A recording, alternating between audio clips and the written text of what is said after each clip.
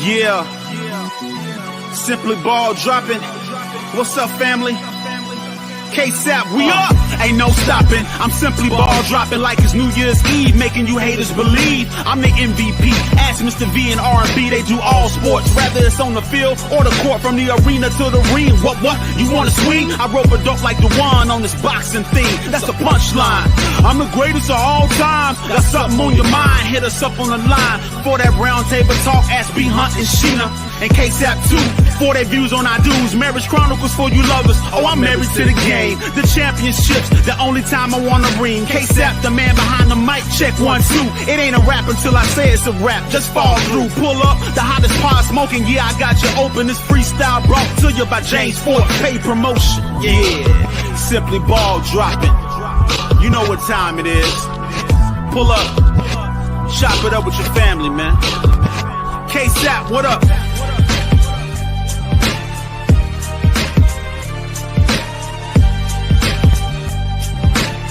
And now, your host of the Simply Ball Dropping Podcast, the man behind the mic, K-Sap.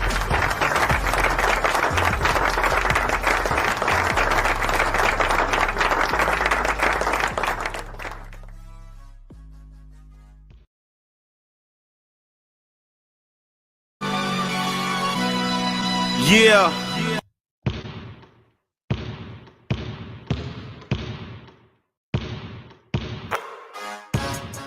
What we talking about? What's up, K-Sap? Yeah. James Ford, that's me. Let me talk to him. Let's get it. I'm simply ball dropping. Yeah, simply ball dropping. Okay. Chopping up these topics, man. I'm simply ball dropping. Driving coast to coast, making moves, ain't stopping. Nah. Driving coast to coast, making moves, ain't stopping. Nah. Hey, let me put you on game. These guys stop here talking that shit, but ain't repping the same. This my bro K-Sap, chopping up topics for your optics. From politics to your top picks. Tune in, you gotta watch it. Radio, stereo, pumping high definition. Stop what you doing and listen. We smashing all competition. You better jump on this wave. Somebody pass me a mic, man. I got something to say. Simply ball dropping. Okay. Chopping up these topics, man. I'm simply ball dropping. Driving coast to coast, making moves, ain't stopping. Moves ain't stopping, nah. Simply ball dropping.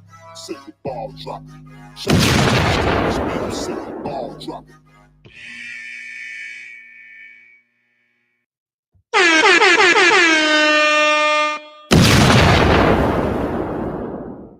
Oh, you motherfuckers. Okay. All right. I'm putting cases on all you bitches. Yes. You know who it is. It's your favorite host, the man behind the mic of the Simply Ball Dropping Podcast, K-Sap. I see y'all in the building, man. As soon as y'all come in the building, do me a favor. Hit the like button, smash that like button, tell a friend to tell a friend. It might not be for you, but it might be for them. So go ahead and send this out to the masses. You know what we're doing. We over here elevating. Shout out to everybody that pulled up so far. I see you, Terry Jackson. I see you, Alan. I see you, Zach. I got my moderators filtering in. I see you, King Pisces Nathan. I see you, Makai Gato. I see you, Carter. Got my man Ted in the building. I got my girl Tiara in the building. Also, ADP Art Creation. Yeah, my mods are filtering in here. They doing what they always do. I see you, Tony Benzino, one of my mods and one of my members. I see you, Aunt Dix. I see everybody that's filtering in. I'm going to give the stream a chance to catch up to some people because they always say they get the notifications late, which I certainly understand. So I don't want them to miss nothing. I want them to come on in and feel like they right at home, like they ain't skip a beat. But do me a favor, guys. I need you to drop a like on the video. We got a lot to unpack today. We got a lot of things that we want to talk about. I always want to first address some housekeeping. I do appreciate everybody that supports the channel. I want to appreciate everybody that's rocking with me. I appreciate everybody that comes in the comment section, Appreciate everybody that donates. I appreciate everybody that, sends the super chats, sends their love. Appreciate everybody that likes the videos. I can't do this without you guys. That's why I always come back to give you guys, what y'all want and what y'all need. It's pretty interesting things have went on today. And in the past couple of days, I haven't been live. Last night, what's up, Superfly J? Last night, I kind of was kicking back, man. I had a little work function, a Christmas party. Then I had basketball practice, and then I came home from practice and I kind of shut it down. But I'm glad y'all here today.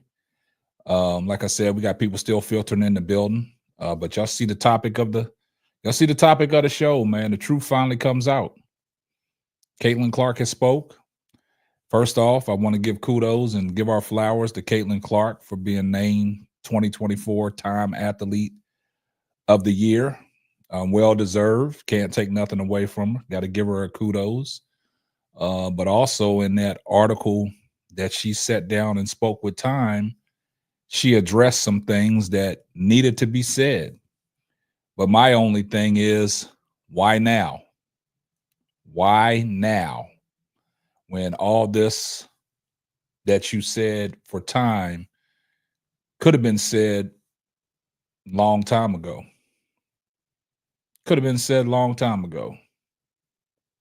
So, but it is what it is. I'm glad that she came out and addressed some things that, that she addressed. And also, I got to give our channel, Simply Ball Dropping, I got to give Showtime on Point, and also HDTV, IMZO Media, and now The Perspective with 80s Baby, and also Bro Claude. I have to give everybody their respect, man, because this is something that we've been talking about through the course of the year, about everything that's going on, the false narratives out there that these Clarkies are putting out there about Angel Reese and Caitlin Clark.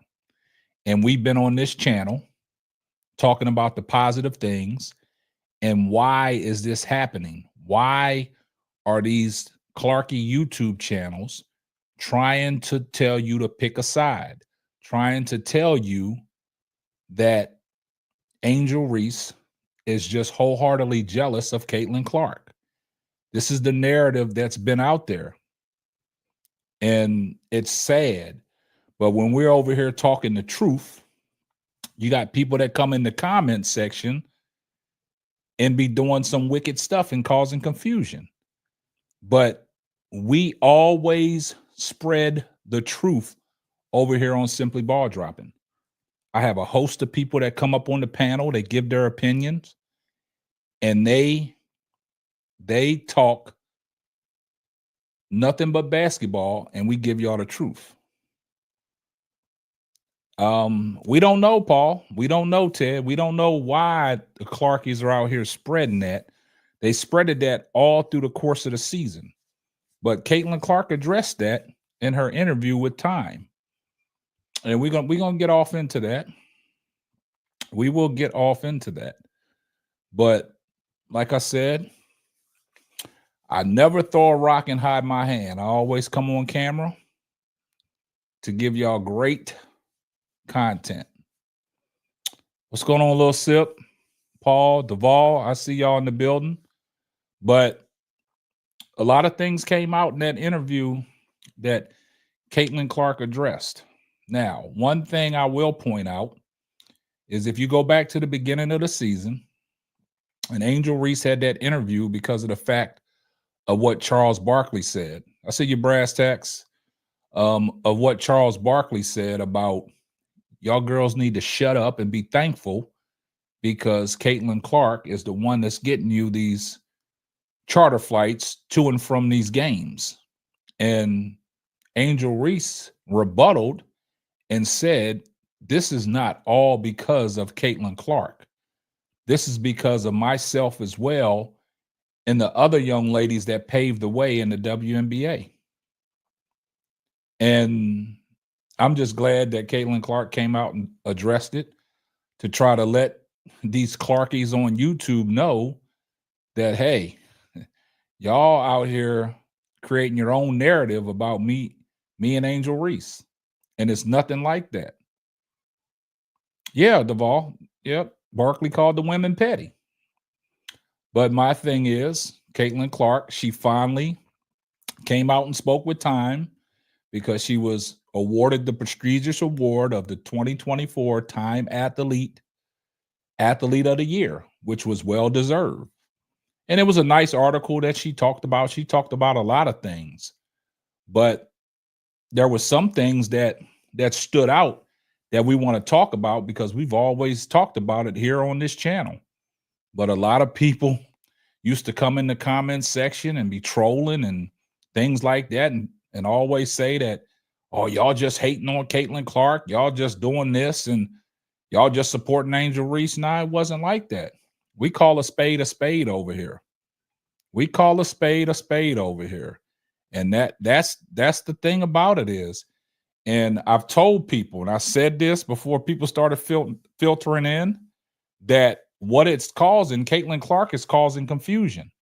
And the reason why I'm saying she's causing confusion, they only here to cause confusion, is because of the simple fact that she addressed this. Now you have these Caitlin Clarkie YouTube channels crashing out. And that's the thing about it is because I know Caitlin Clark and her handlers, they see what's going on YouTube with some of these content creators creating their own narratives. And Caitlin Clark just set the record straight. So these Clarkies that call themselves, creating content, where they go from here? Where do they go from here? And see what's happening is it's a trickle-down effect. Because now that she's addressed this, they're going to try to venture off somewhere else like they have been doing, including, Paige Beckers and Juju Watkins in their content, trying to put them against each other. So it's not going to work. But at the same time, Caitlin Clark addressed some things that I want to actually read off. This is what she had to say in her Time magazine interview. She said some things when they asked her a question about Angel Reese. Caitlin Clark on Angel Reese. The only thing people cared about was the controversy that was really fabricated. That's a key word. Fabricated and made up. And then that has continued to be the case ever since. So I kind of really stepped back and I tried to dive into what she said in this particular piece, where she used the word fabricated and made up. So basically, where is she seeing all this information at? She's seeing all this information on YouTube. She's seeing this information from these YouTube Clarkie content creators that are creating their content based on the fabrications that they have made up themselves about their relationship. And I'm glad that she addressed it. Now, another thing that we're going to focus on is when she said this of the racial underpinnings of her stardom. First, she said, I would want to say I've earned every single thing, but as a white person, there is privilege. Then she says Clark, a lot of those players in the league that have been really good have been black players. This league has kind of been built on them. The more we can appreciate that, highlight that, talk about that, and then continue to have brands and companies invest in those players that have made this league incredible, I think is very important. I have to continue to try to change that. The more we can elevate black women, that's going to be a beautiful thing. So for Caitlin Clark to come out and say that, that's very powerful. And we got to give Caitlin Clark her kudos for standing up on a lot of things. But a lot of people have the question now, What took so long? What took so long? Shout out to Brandon Sleep for the $5 super chat. Here comes the money.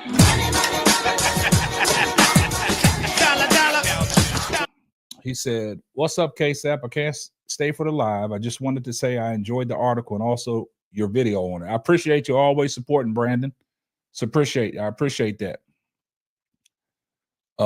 T Black said, "Yeah, that's what I'm saying. So what is the reason for the Caitlin Clarkies getting mad because she addressed that? I don't understand that. I don't understand that. Like, why are they crashing out because Caitlin Clark has came out and made a stance talking about the racism in today's WNBA and what the Clarkies have done to really sabotage and really water down Angel Reese's basketball skills?"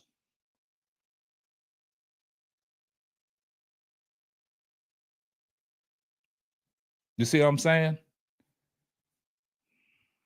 Tony said, "I'm going to cause confusion in this cleanup on the marketing strategy."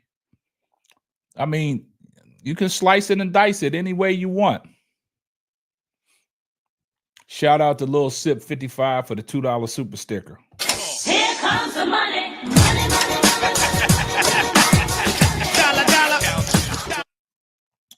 Appreciate that, my brother.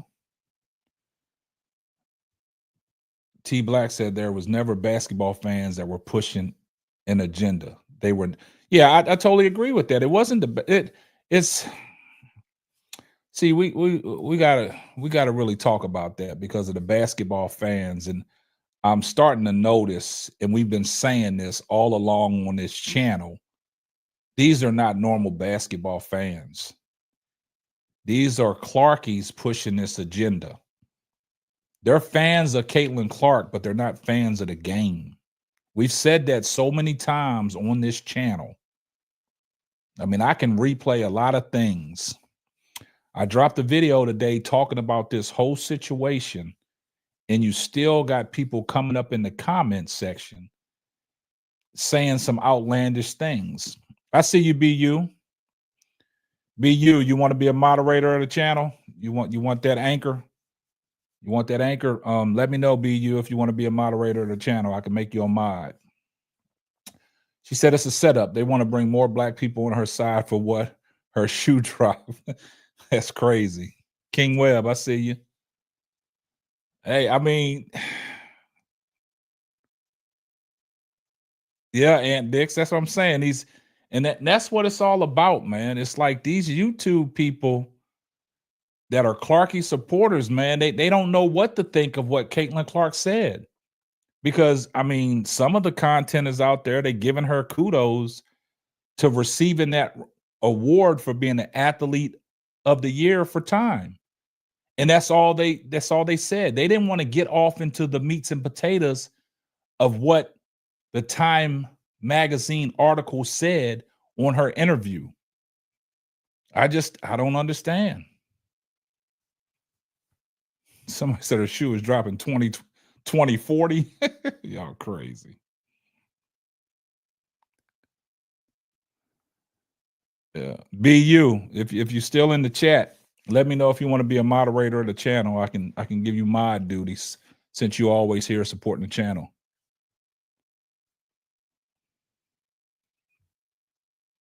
Thank you. Thank you, T Black. Thank you. Thanks for being honest, man.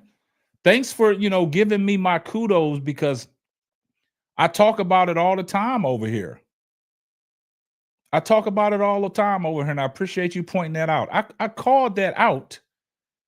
I called that out long time ago, man. And people was getting on me for actually telling people for what it was. I knew what it was, man. I knew what it was. These are not your typical basketball fans, man. These are Caitlin Clark supporters. These are Caitlin Clark supporters that only support Caitlin Clark and only have their own agenda and narratives that they want to push. And if it don't fit their narrative, they don't care. They will say some outlandish things. They will say outlandish things. So that's what I'm glad that people starting to pay attention to what Simply Ball Dropping in the panel have always said. And I appreciate that.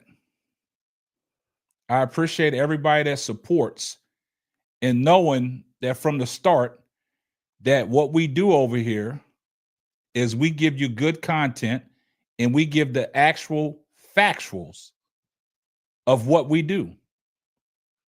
And you still got people coming up in the comment section just saying outlandish things. Now I'm over here, produced a great video today about Caitlin Clark, giving her kudos and her respect and her props for getting the Time Athlete of the Year for 2024. And you still got people coming up in the comment section on the video bashing Angel Reese. I just don't get it. And we're going to call the bullshit out.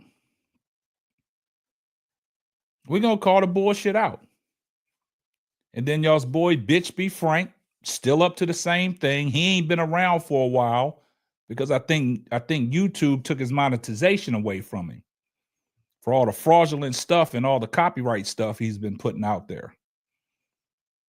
So I see everybody in the chat.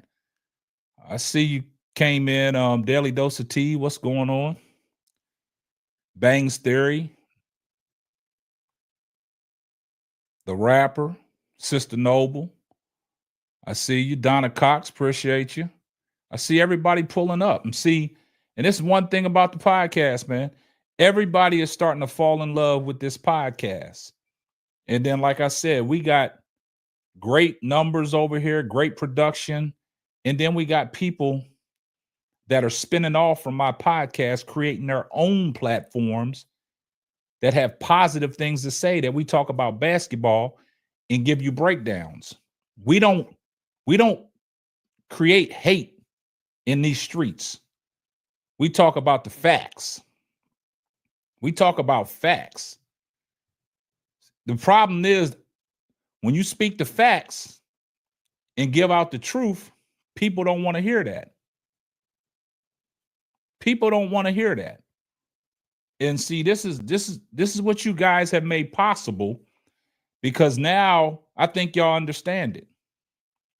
Because they steal your jokes. I mean, Ted, it is what it is, man. I mean, I look at that as a good thing. Like, we doing something right over here. And it goes to show when you got people loving your content and taking what you're doing and trying to add to it, it tells you a lot. Lisa G said, K-Sap, I'm not mad at you at all. I think you should call people out, but I'm not crazy. Caitlin Clark fan. My mom and sister play basketball. I know basketball. Never said you didn't know basketball, Lisa G. And that's the great thing about it, because if you know basketball, you probably understand everything that we talk about on this channel when it comes to basketball. We talk basketball. We talk numbers. We talk the X's and O's. We talk about people's game. We critique them. We talk about players that we like to see on certain teams. We talk about the draft. We talk about the college players. We don't give y'all no hate around here. We don't hate on nobody. If people take our channel and for the things that we say for hate, then they just don't understand. That's a you problem. That's not our problem. That's a you problem. Because it seems like when we do talk about Caitlin Clark and we give her praise and give her all kinds of, accolades on what she's done to the college game and what she's doing for the WNBA, people still think we hating. You can't please everybody. If a dog lays down when he's tired, that means he want to go to sleep. That's a fact. So, like I said, what we doing these parts of the street, man, we talk basketball. That's why it's Simply Ball Dropping. We dropping. We giving people knowledge. And like I said, I appreciate everybody in the chat that stays positive and understands what this channel brings to the YouTube streets. And sometimes you got to be the one to debunk all this other nonsense that's going on. You see what I'm saying? And that's why I enjoy when I go live and I have my people on the panel that want to come up and speak basketball and talk about things that is going on. Ted, what you say, dropping gems? I mean, I hey, this stuff to me is like second nature, man. Like when you coming from a great heart and you're trying to spread positivity, it's just natural. This is nothing fabricated or made up. This is just the knowledge that people have and people can display on a platform. You know, back in the days, you didn't have these type of platforms where you could, voice your opinion and speak out to the public. You know what I'm saying? Don't believe the hype. It's the bananas in the tailpipe. Time article. I mean, y'all can take the article for what it is. A lot of people said, like I always said, it's a timing for everything. It's the reason why that article was dropped. It's the reason. But hey, we can all have our speculations and all have our opinions on it. It's a great topic to talk about. But I'm just glad because it came from the horse's mouth. It came from Caitlin's mouth. I don't think that Tom put the article out there. That was Caitlin's own words. We only had AOL and chat sports online. That's correct. That's correct.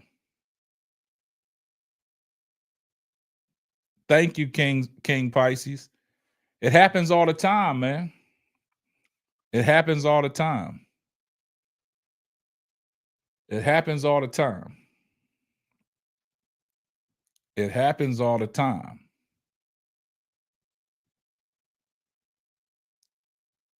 Yeah, I said it from the beginning that they got to cause confusion. And see, that's what's happening is, they want to cause confusion, man. Regardless of how the WNBA looks at it as ratings and stuff like that, hey, you got to do what you got to do. But when you have articles like that have some powerful messages in it, I want to talk about it. What's going on, Lakeisha? I want to talk about it, man. And I have to give a shout out to Lakeisha, man. One of my faithful panel members, one of my faithful members of the channel. She sent me all the information and we kind of looked over it and dove deep into it. And we had to talk about it, just like I told her and she told me. And I've said it before. When stuff comes out like this and it comes from Caitlin Clark, they start crashing out. These Clarkies start crashing out. Y'all remember? Go back. The Taylor Swift post that she liked. The Caitlin Clarkie started crashing out. So it be like that though. Boxing and Bulldog, Bob Jones, ridiculous. The voters get it wrong. Reese grew the league. Real star, not CC. Nah, we can't say that, man. It's a collective group that grew the league. So we can't do that. We can't say that. What's going on, Tony? Hey, K-Sap, how you doing? I'm doing all right. And yourself? What's going on? Man, I'm just looking at this as, is this a PR stunt or what? I mean, you could. I respect what she has done for the league. Let me get that clear. But it's the timing, like you said, how this came out.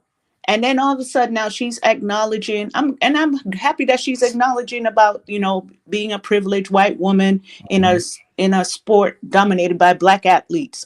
I get that. I appreciate that. But I feel like this right here is a more marketing or a smart PR move.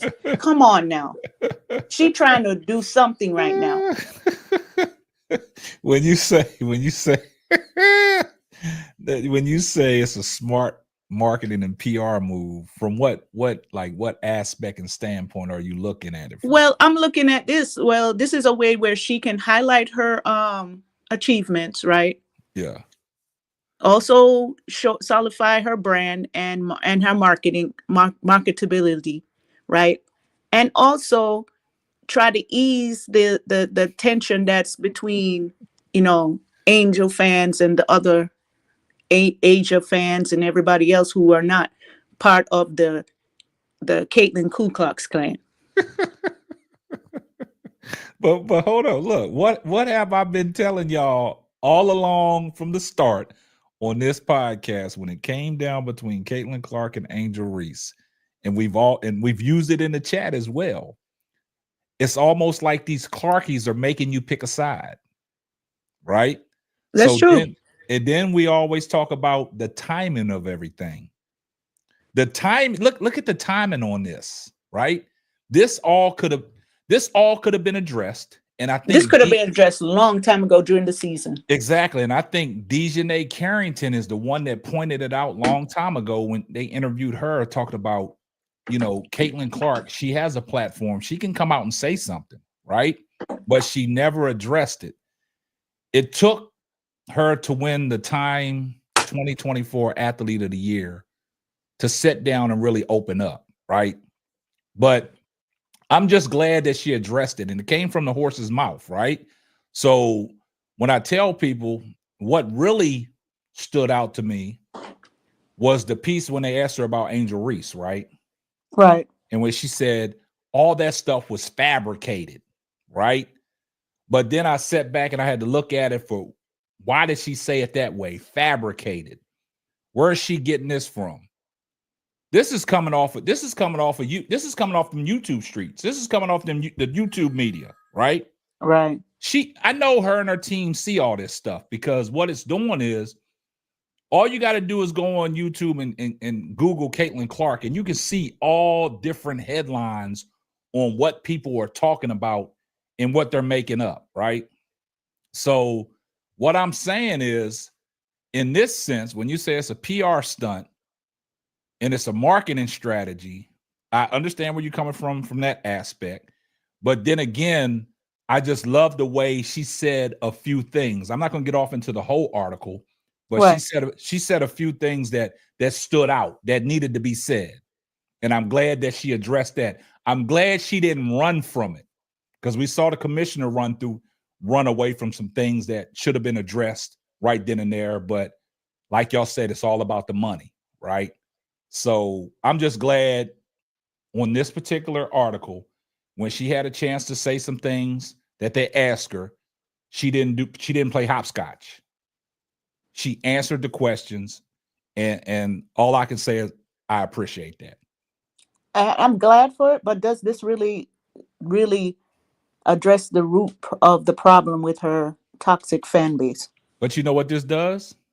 Like me and Lakeisha said, it makes her Clarkies on YouTube crash out. Okay. That's what it does. It makes them crash out. Just 1 second. Hey, shout out to Reddick Milky Way for member for 2 months. She said, I agree with Tony 100%. It's a PR move. Yeah. Hey, I could agree with that. I'm not saying that nobody's wrong. These are everybody's opinions, and I do appreciate that. I'm just saying, because all of a sudden now she just got a come to Jesus moment and decided to address all of this when you could have done that. The damage has been done already. Yeah. And now you're trying to do a PR cleanup, because maybe she's not getting the brand the deals that she trying to get because of the fan base. I'm just thinking, because this smells, it looks everything like a PR cleanup. Yeah, that's what you said in the chat earlier. Yeah. That's what you said in the chat earlier. Yeah. So let me I got Sister Noble in here. I got Daily Dose of Tea. I got Miss Lakeisha, and I got Miss Goody Two Shoes. This is the first time I think Miss Goody Two Shoes hit the link and she came up, so we appreciate that. But Sister Noble, let me hear from you. What is your takes? Hello, what's up, y'all? Hey, lady. Hey, Sister Noble. How you doing, honey? Hi. Here is probably the best interview she has ever done in her I whole agree. entire career. And I'm gonna tell you, I mean, and this may be controversial, what I'm about to say, but it's all coming from her heart. This is all real. She meant every word, every syllable uttered, everything that she said, she meant it. Okay, that may sound controversial to some people, but when I read that article, I took the time out to read that entire article. And guess what? I don't read articles every day. Okay, but I took time out to study that entire article and I felt it. Okay, it wasn't just words on the my phone that I was reading from. It wasn't it I felt it. Okay, I felt the energy behind those words. Okay, and I'm not making this up. I'm dead serious. Now, I'm loving the crash out by all the Clarkies. I'm loving I seeing love it. See, because now what are they going to talk about now? Exactly. yeah.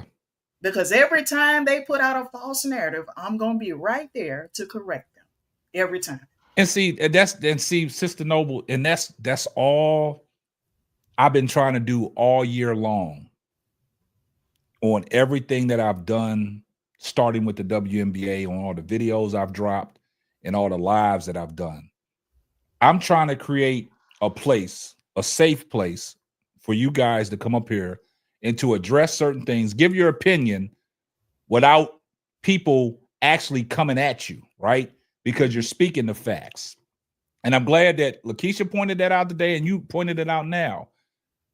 What it does to these Clarkies that create YouTube content, they're crashing out because now they'll try to spin this. They'll try to spin this in some type of way. Yeah. They'll try to spin it in their favor, but it's not going to work because what we do here is we call the bullshit for the bullshit, right?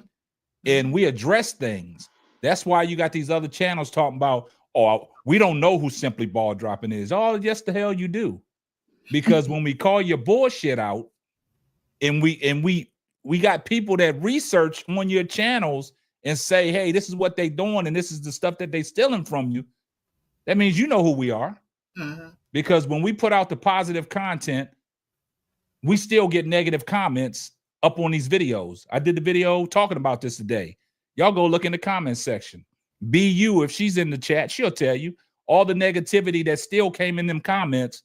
They still negative toward Angel Reese. For what reason? We're talking about what Caitlin Clark said. So why are you coming in the comment section still bashing Angel Reese? That's the problem. Yeah. Now that word fabricated, yes, that was a word that I used after I first saw what happened after the national championship game. And it was in April 2023. It was 2 weeks after the national championship game. That's how I came to know Caitlin Clark and Angel Reese, because of the ESPN narrative that Stephen A. Smith had spinned regarding the so-called taunting incident. And I was the one that I quickly concluded, I'll just say concluded, after I researched everything. Okay, I quickly concluded then, like maybe it took me about maybe a month after I saw that to conclude that this is fabricated. yes. That this whole racism narrative surrounding Angel Reese and Caitlin Clark and them claiming that Caitlin did it first to some other players, and it turns out that she was actually doing the hand gesture to one of her strength coaches. Yeah. That's been confirmed. So I actually was the one that used specifically the word fabricated when I realized, oh, ESPN has fabricated this false narrative. That was me. Okay. That's good. Yeah. Now, I'm not saying that she saw any of my tweets. Yeah. I'm just saying, I used that word fabricated, the false narrative Yeah, I got you. surrounding Angel Reese and Caitlin Clark. I got you. That's hey, I value your opinion, but just 1 second. Shout out to Reddick Milky Way for the $5 super chat. Here comes the money. She said, KSAP, they made Angel trend on Twitter today by making CC Times Magazine about Angel. There's are so obsessed and it's sickening. Yeah, I totally agree, man. You know what they do. Okay, we got a first-time member that came up on the panel today. Miss Goody Two Shoes, what's going on? And welcome to the panel. Hi, Welcome. KSAP. What's going on?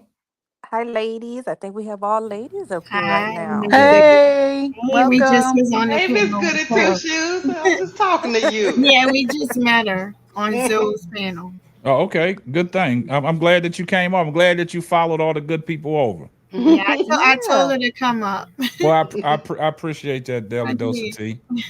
But I was just going to say, I feel somewhat similar to Tony, but I'm going to bring out this point. I do think that she believes everything that's in the article.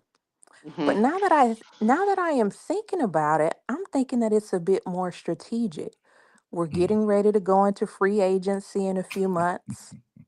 I'm just a few weeks actually, right? So you really want to clear all that up before you start talking to free agents. They start negotiating deals. You want that cleaned up. And the other piece is you come out and you do it now because even if there are people in your fan base who don't support what you say, they will have forgotten it by the time the season starts back up. Because, we'll be going through so much. There'll be an inauguration. All of these crazy things are going to happen between now and when the WNBA season kicks off. So I do think that it's very strategic, the win. Man, you know something? Y'all smart. Exactly. Y'all smart. Exactly. Y'all And she are got real smart. case up. I'm gonna give her credit. Her PR people, they are the best. Cause if they made Sister Noble feel that, then they're the best of the best. Hey, you know what's crazy, man? Y'all learning a lot, man. And I gotta give a shout out to all my panel members and the people in the chat because I think this stuff is finally starting to stick. And I think y'all starting to understand where I've been coming from all along when y'all first joined this platform, coming over here, listening to my content. And I think we all get it now. Like I said, it's the timing of things. You could say it's a PR stunt. She got great handlers that we've always talked about. Certain people need to have people in their corner to teach them how to, articulate things, to speak to the media, how to address things. And we got it. One thing about Caitlin Clark, as all this stuff was going on, she never came out and said anything, right? So now she knew she was getting this Time award for the Athlete of the Year, right? So it gave them time to really hone in on what the questionnaire was going to be and what was asked of her. So, like you said, Sister Tony, her handlers did a great job of all her responses. All she had to do was deliver it to time. They made Sister Noble feel it, so I know they good. Well, to me, the thing about that is, to me, that still makes it comes off as being too fake. Like y'all only put that out at this time because just like Miss Goody Two Shoes said, it was strategic when they put it out. And like I said, to me, she's had times to come out and address the hate from the other players towards the other players, and she didn't do it at that time.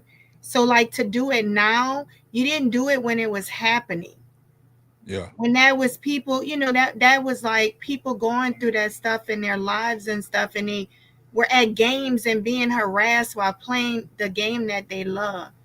And then another thing I wanted to say is, like I just seen someone posted something on Twitter a little while ago, And it was, I guess it was one of the coaches from LSU. It looks like Bob Starkey, but I'm not sure. Yeah, it was Bob You Starkey. seen it? And he was Mhm. talking about how Angel was really getting death threats. Yeah, He she said they needed security. yes, he said they literally had to have 2 and 3 security guards with them at the games. Yeah, going For to a the college games player. for a college player. So like when I hear stuff like that, I have no sympathy for Caitlin Clark. Like none. I'm sorry. I mean, hey, Daily Dose of Tea, that's your right and that's your opinion to say what you need to say. And I won't disagree with you because No, because that makes me emotional to know that this girl was going through that stuff. Like I said, she said she was going through those things. no, but see, But for the coach to come out and say that, like, but hold up, you see what happens though. right. If you go back on my channel when I did the video about the death threats that Angel Reese was receiving and all the receipts that her mother showed via social media, people come up in the comments section talking about it's fake news. Anybody could have did that. That could have came from anybody. Where's the proof? Where's the receipts? Well, God damn it, I showed you the receipt in the video that I produced, right? So everybody, it was them Clarkies on their Clarkies channel trying to take that narrative and spin that, talking about that's fake news, right? And if y'all guys recall, Angel Reese's mother really didn't come to none of the games because of the death threat she was getting. Right? Sad. And that's a fact, right? So she showed up at that one game that Cheryl Swoops was in attendance, right? So I guess she felt comfortable coming to that game, but she was never in attendance because of what she said is because of all the death threats. People are crazy. You don't know what their motive is, right? I feel like it just doesn't, it seems more fake to me because when it was happening, you didn't say anything.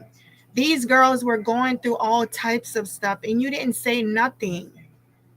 I mean, she came out with like one comment, I think, when they interviewed her after a game, but it still didn't seem, I want to say that it didn't seem sincere. Hey, I mean, I totally agree with you because if you go back and look, I don't know if you guys recall, is when Dejanay Carrington made her statement. Exactly. And that was one of the times that they interviewed her and then she said something, but that's the only reason why she said something. Yep. So, I mean, it's interesting. That's a good point, Daily Dose of Tea, and that was a great perspective that you had. But I'm sorry. I mean, hey, you got it right. I was passionate about that one because, like I said, it just don't seem like she meant to say that. And it's my opinion. And the reason why I totally agree with that is because as a Black woman, this stuff is emotionally draining. You know what I'm saying? And it takes a toll on you. So that's why I'm glad that you're here voicing your opinion. It's something unfortunately Black women have to go through. Yeah. It's sad. Yep. It just makes you think. It makes you think.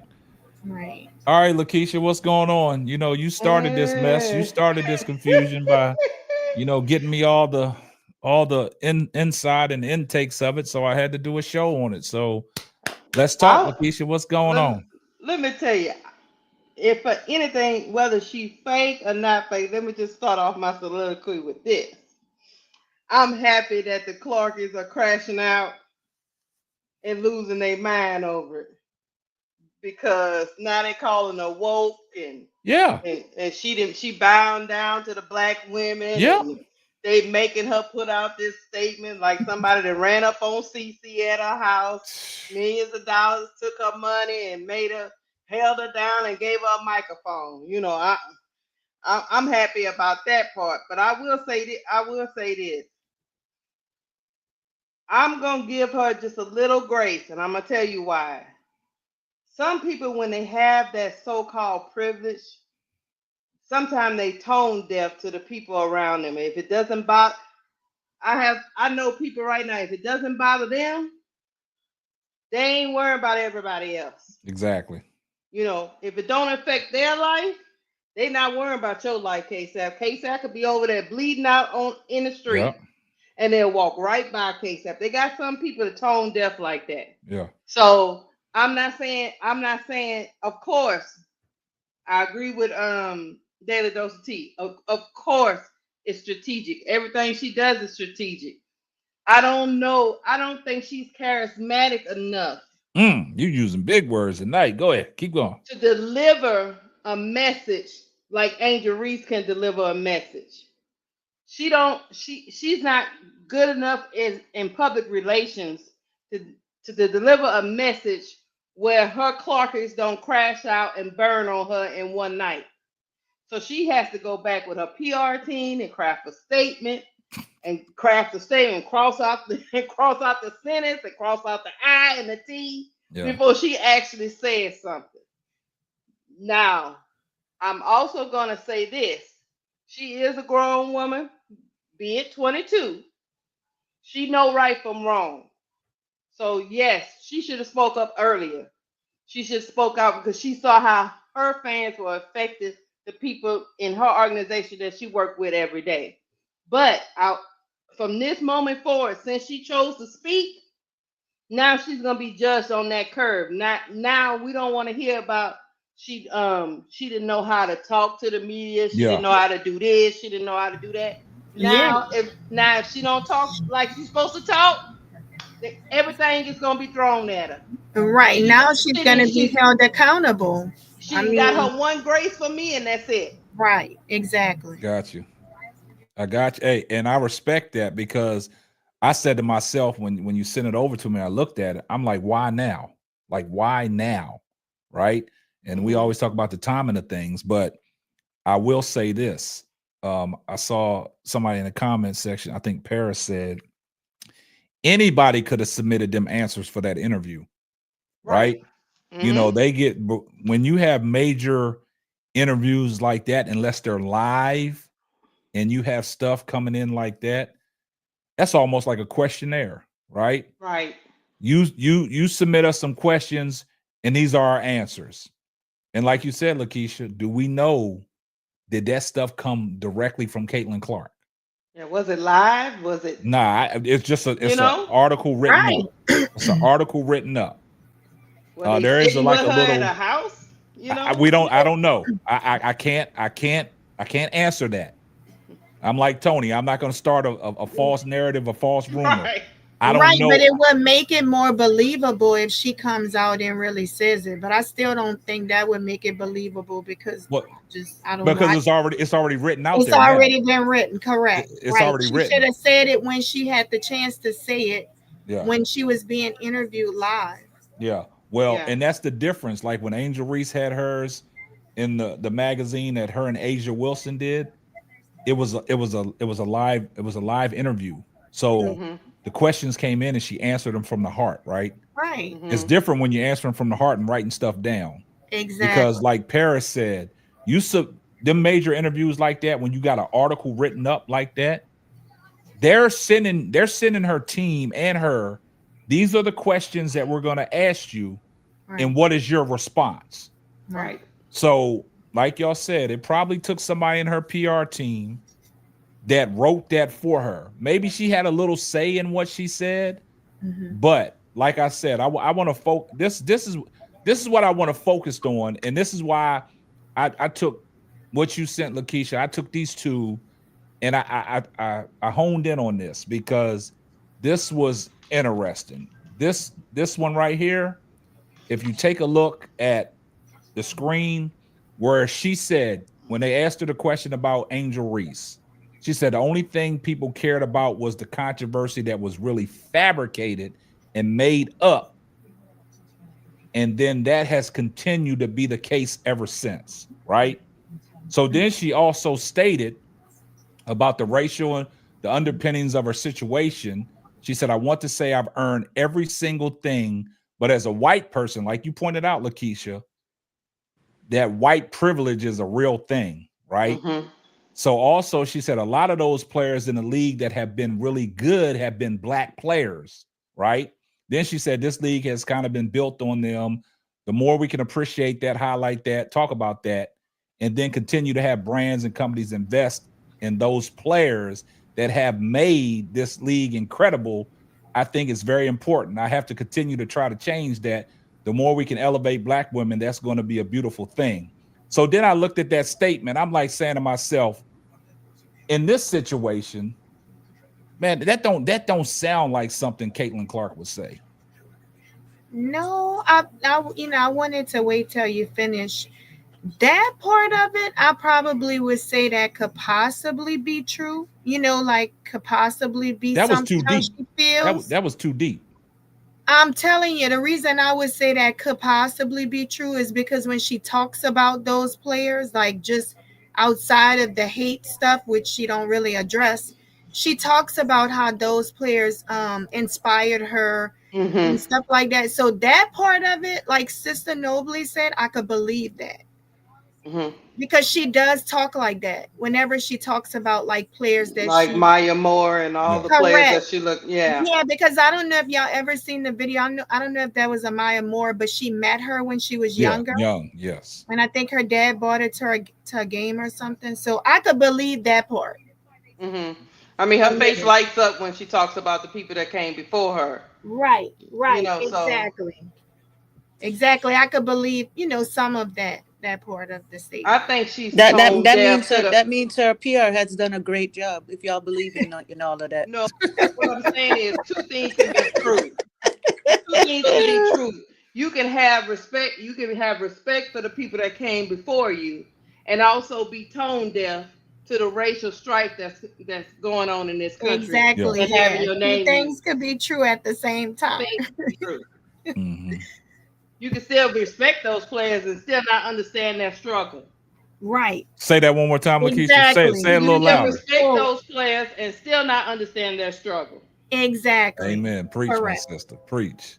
Right, because of the white privilege you have. Yeah, and she pointed that out. She started off that soliloquy that way. Yeah, she said that. And then what I will give her kudos when they asked her about the Angel Reese. That's the only thing that I can really say that maybe came straight from her. Like, I don't think her PR had to reword anything for her.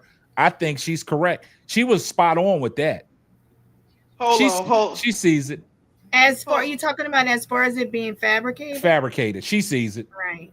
Because but the thing about even with that part of the statement, I feel like the reason she really said that was because every time Angel have an interview, Angel talks about how it was fabricated and how they really don't have beef. So I just feel like she's really repeating something Angel always say. So I mean, she following Angel and everything. She tried to buy Angel bought a soccer team. I'm telling y'all, I just feel like I just feel like she's everything only Angel do. She trying to do. Now she coming up with this scripted stuff. Because Angel, she look good, yeah. Hold on, K-Sap. Somebody in the chat say Sister Tony is the next Malcolm X. Right. Yep. Thank you. Yeah. Oh my goodness. Y'all ain't gonna fool me. Y'all pulling up all over mine. Yeah, it's kind of crazy, man. But like I've always said, it's just the timing of everything. And I got to go back to what Miss Goody Two Shoes said, man. It all makes sense. Like a lot of people were saying that a lot of people didn't want to play with Caitlin Clark because of her fan base, right? Now, like Miss Goody Two Shoes said, free agency's coming up. You got to make a good impression. You got to try to put out the noise. You got to try to put out these narratives that, about her fans and stuff. And now she spoke on about the Black women in the WNBA. She's embracing that. So Miss Goody Two Shoes, you might be on to something. She said, you know what I'm saying? Here's the other really good thing that they did in the article. So here's one thing that I thought was phenomenal. There was a reporter, I think her name is like Christine Brinson. Mm-hmm. Remember, she asked Dejanay Carrington, did you poke Caitlin Clark in the eye intentionally? Yep. Right? And Caitlin name checks her in the article and says, I agree with the decision to remove her press access. So I actually think that that's more important than all of the other statements made in the article. Because at a certain point, she has to be able Caitlyn is going to have to choose and kind of double down on this statement and say, hey, we're not playing that game. Yeah. But you got, I don't know if you remember Miss Goody Two Shoes when that incident happened between Caitlin Clark and Dejanay Carrington, where she accidentally poked her in the eye. Mm-hmm. I don't know if you looked on YouTube and looked at all the Clarkies, YouTube channels that created all this animosity toward Dejanay Carrington, calling her vampire with the nails and stuff. She verbally, physically assaulted Caitlin Clark on the court. That was the whole narrative. And see, that's what's going on. When Caitlin Clark came out and said something about that, they crashing out. You go look back at when Caitlin Clark endorsed Taylor Swift's Instagram post and liked it. That caused confusion with the Clarkies. You know what I'm saying? That's when all the racism stuff came out. Now that she has said this in this article, now her Clarkies are crashing out talking about she woke. You know what I'm saying? And it's just sad, man. It's sad, man, but it's funny at the same time in this sense, because look at all the narratives going across the internet now just because of this article. The Clarkies are going to spin it any way they want. Oh, yeah, for sure. But I just think that members of the press who kind of play up this racism and all of the black girls are out to get Caitlyn, like they got to be held accountable. So that weirdo Christine Brinson lost her press access, and that's great. And the fact that Caitlyn doubled down, now that's one thing that I'm going to give her. I'm going to give her that little bit of thing. You're going to But stand I on actually, that. but I actually think that's more important than any of the other statements.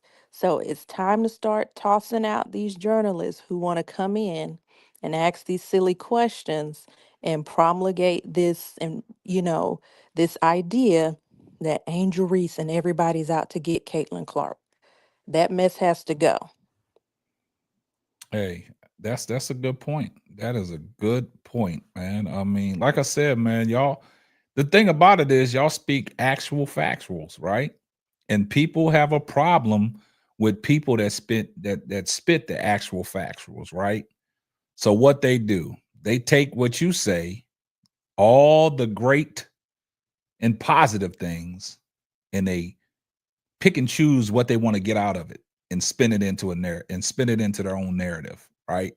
As much as we up here talking about this, somebody's going to take it out of context. Somebody is going to see this and somebody going to create some content off of this.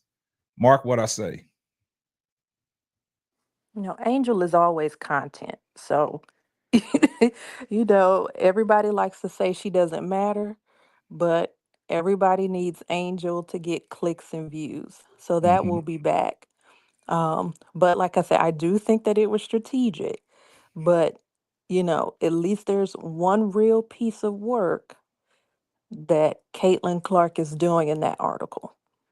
But my expectation is now, because she's gonna have to choose. Because when you deny something, sometimes you may have to do it multiple times. Yeah. So she's going to have to continuously come out. I don't want her to spend a lot of time on it, maybe 10, 15 seconds, and say, hey, I don't support it. The women here are good. They're here to play basketball. I'm here to play basketball. I'm done with it. Yeah. So I'm going to judge. Well, I'm already judging her character. But moving forward, I am going to be looking at, right? I'm going to be looking at if she's going to be able to stay consistent. Yeah, you got a good point. That is valid. You know what I'm saying? The consistency does matter. Like I said, it's the timing of things. And I've still got this question, and we don't know why. Why now? Why did this all suddenly come out? There's a lot of things that we can say, the reason why it came out. And I think Sister Tony said it best.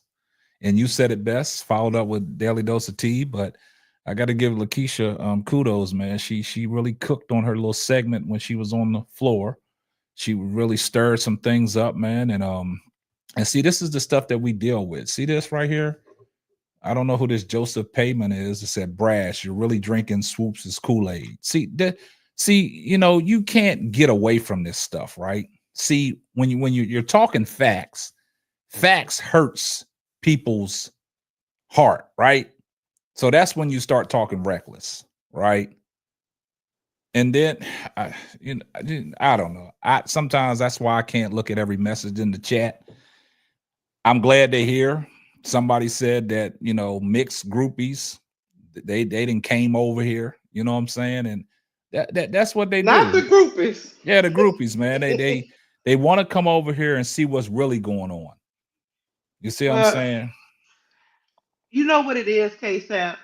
They do all this. They trying to bait us into this supposed war. No, it's not gonna work over here. Of the Reese's versus the Clarkies. It's not gonna work.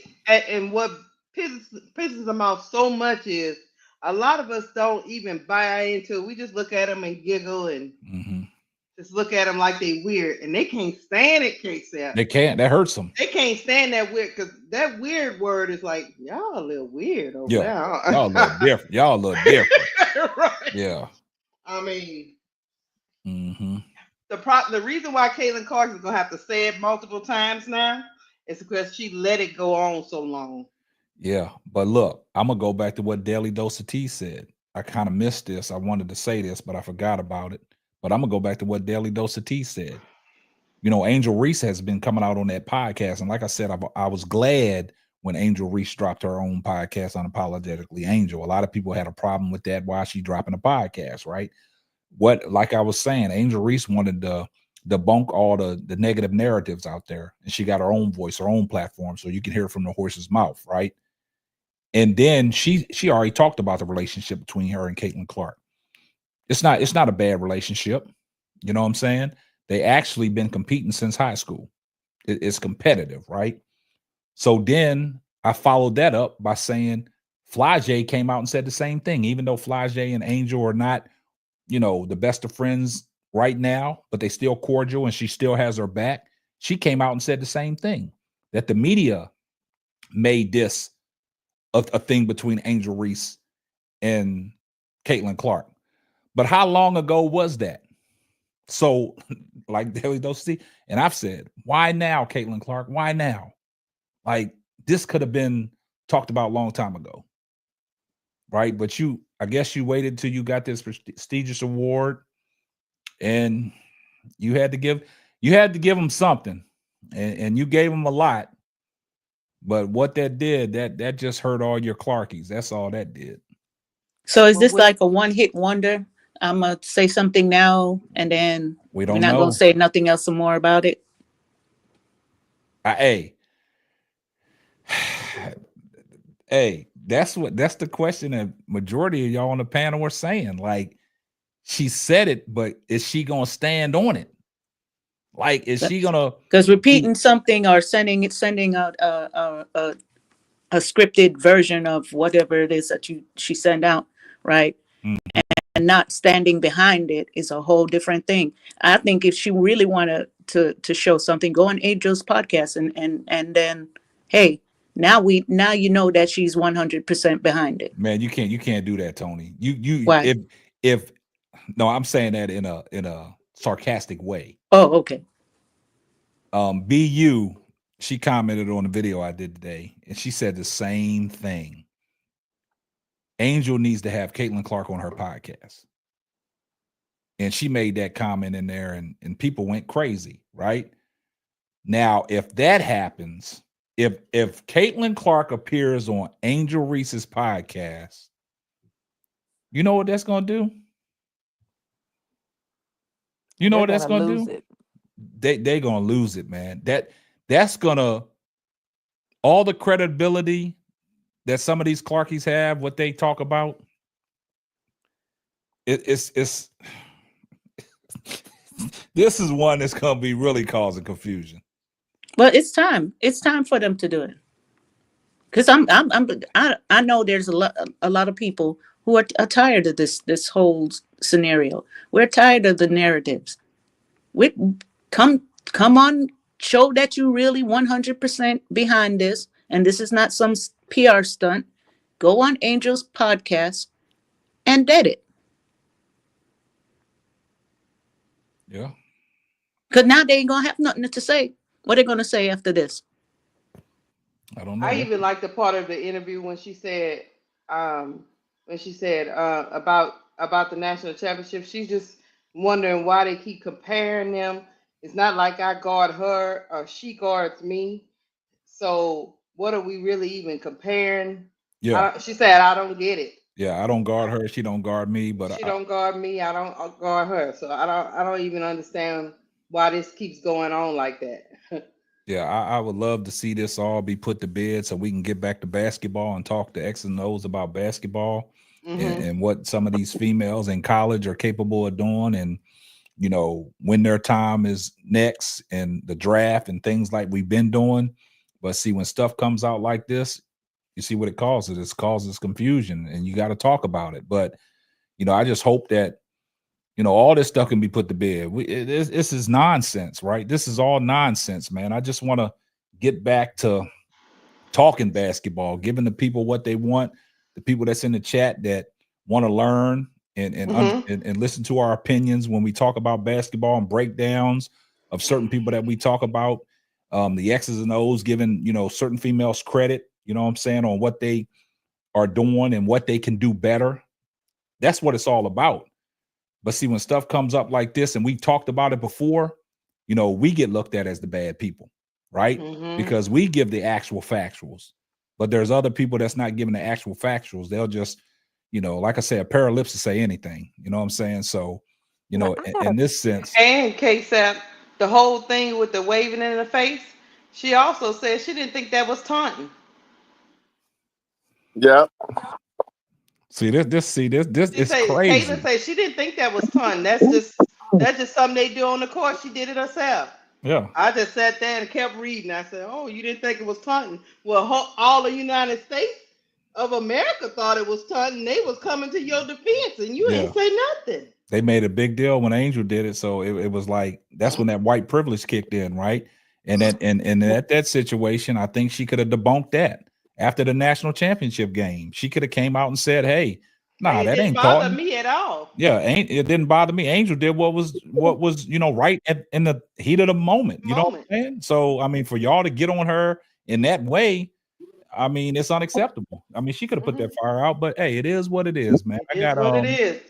I got Jay Burns at Grace the Presence, and I got Brass Tax. What's up, Jay? What you got? You know, I'm a little late. I wanted to see how you felt about the interview before I say anything.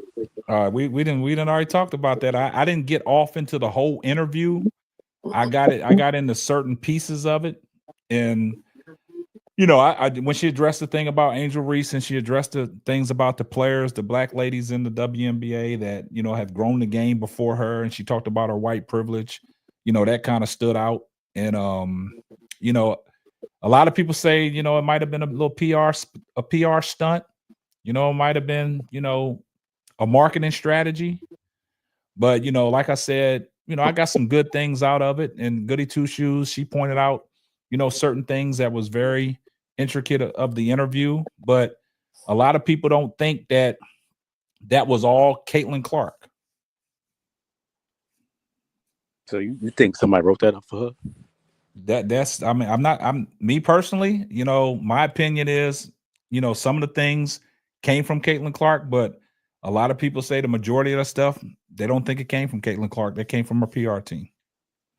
How I look at it is like, this is how I see it, right? Because I've seen some things in the comment section. I just want to kind of speak on it. But like during the season, Caitlin said something like real little, like in the interview or whatever. And then everybody was like, yo, that's not enough.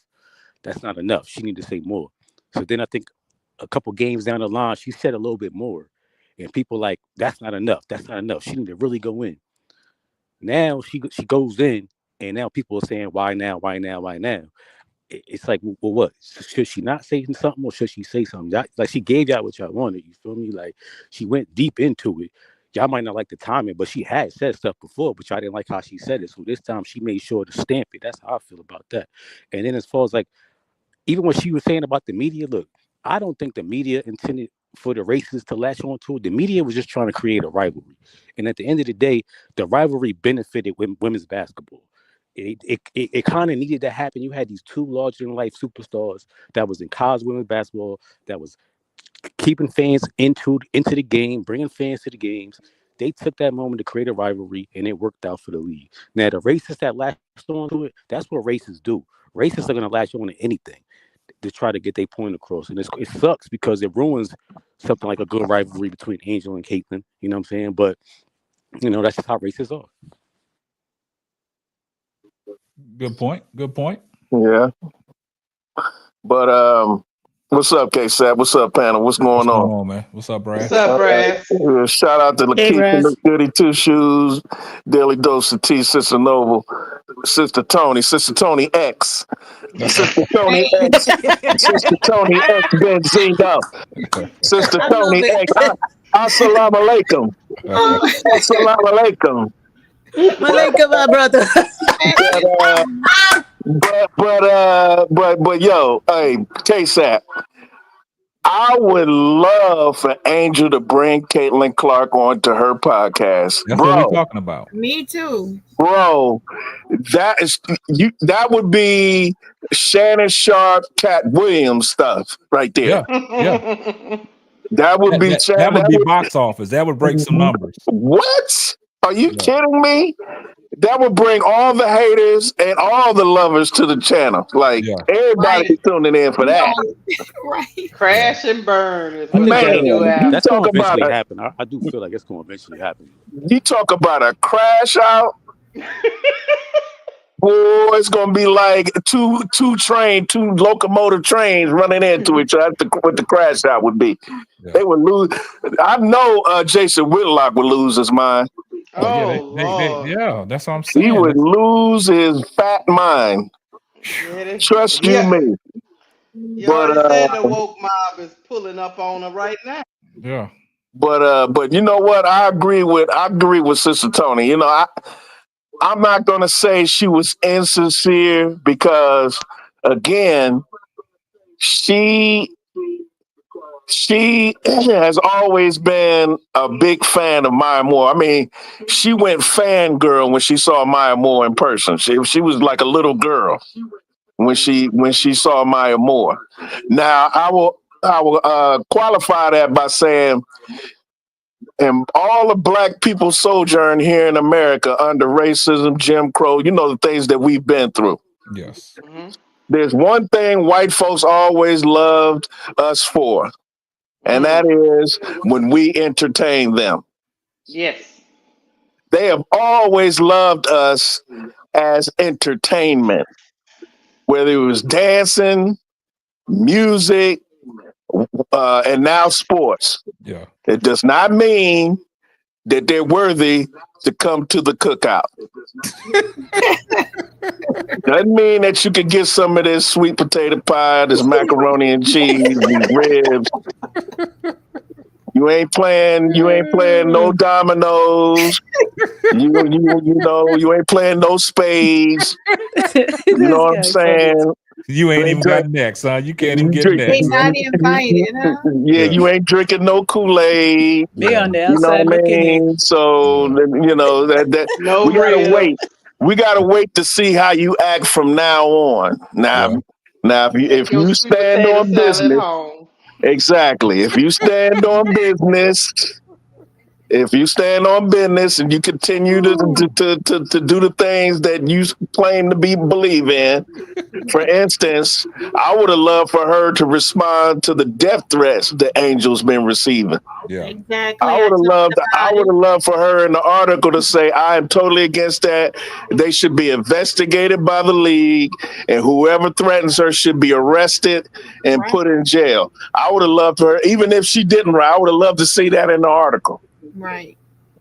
Because all the other stuff, I mean, that's going to happen regardless. The calling her a thought and saying that she should be on OnlyFans and all the other derogatory stuff they say about Angel.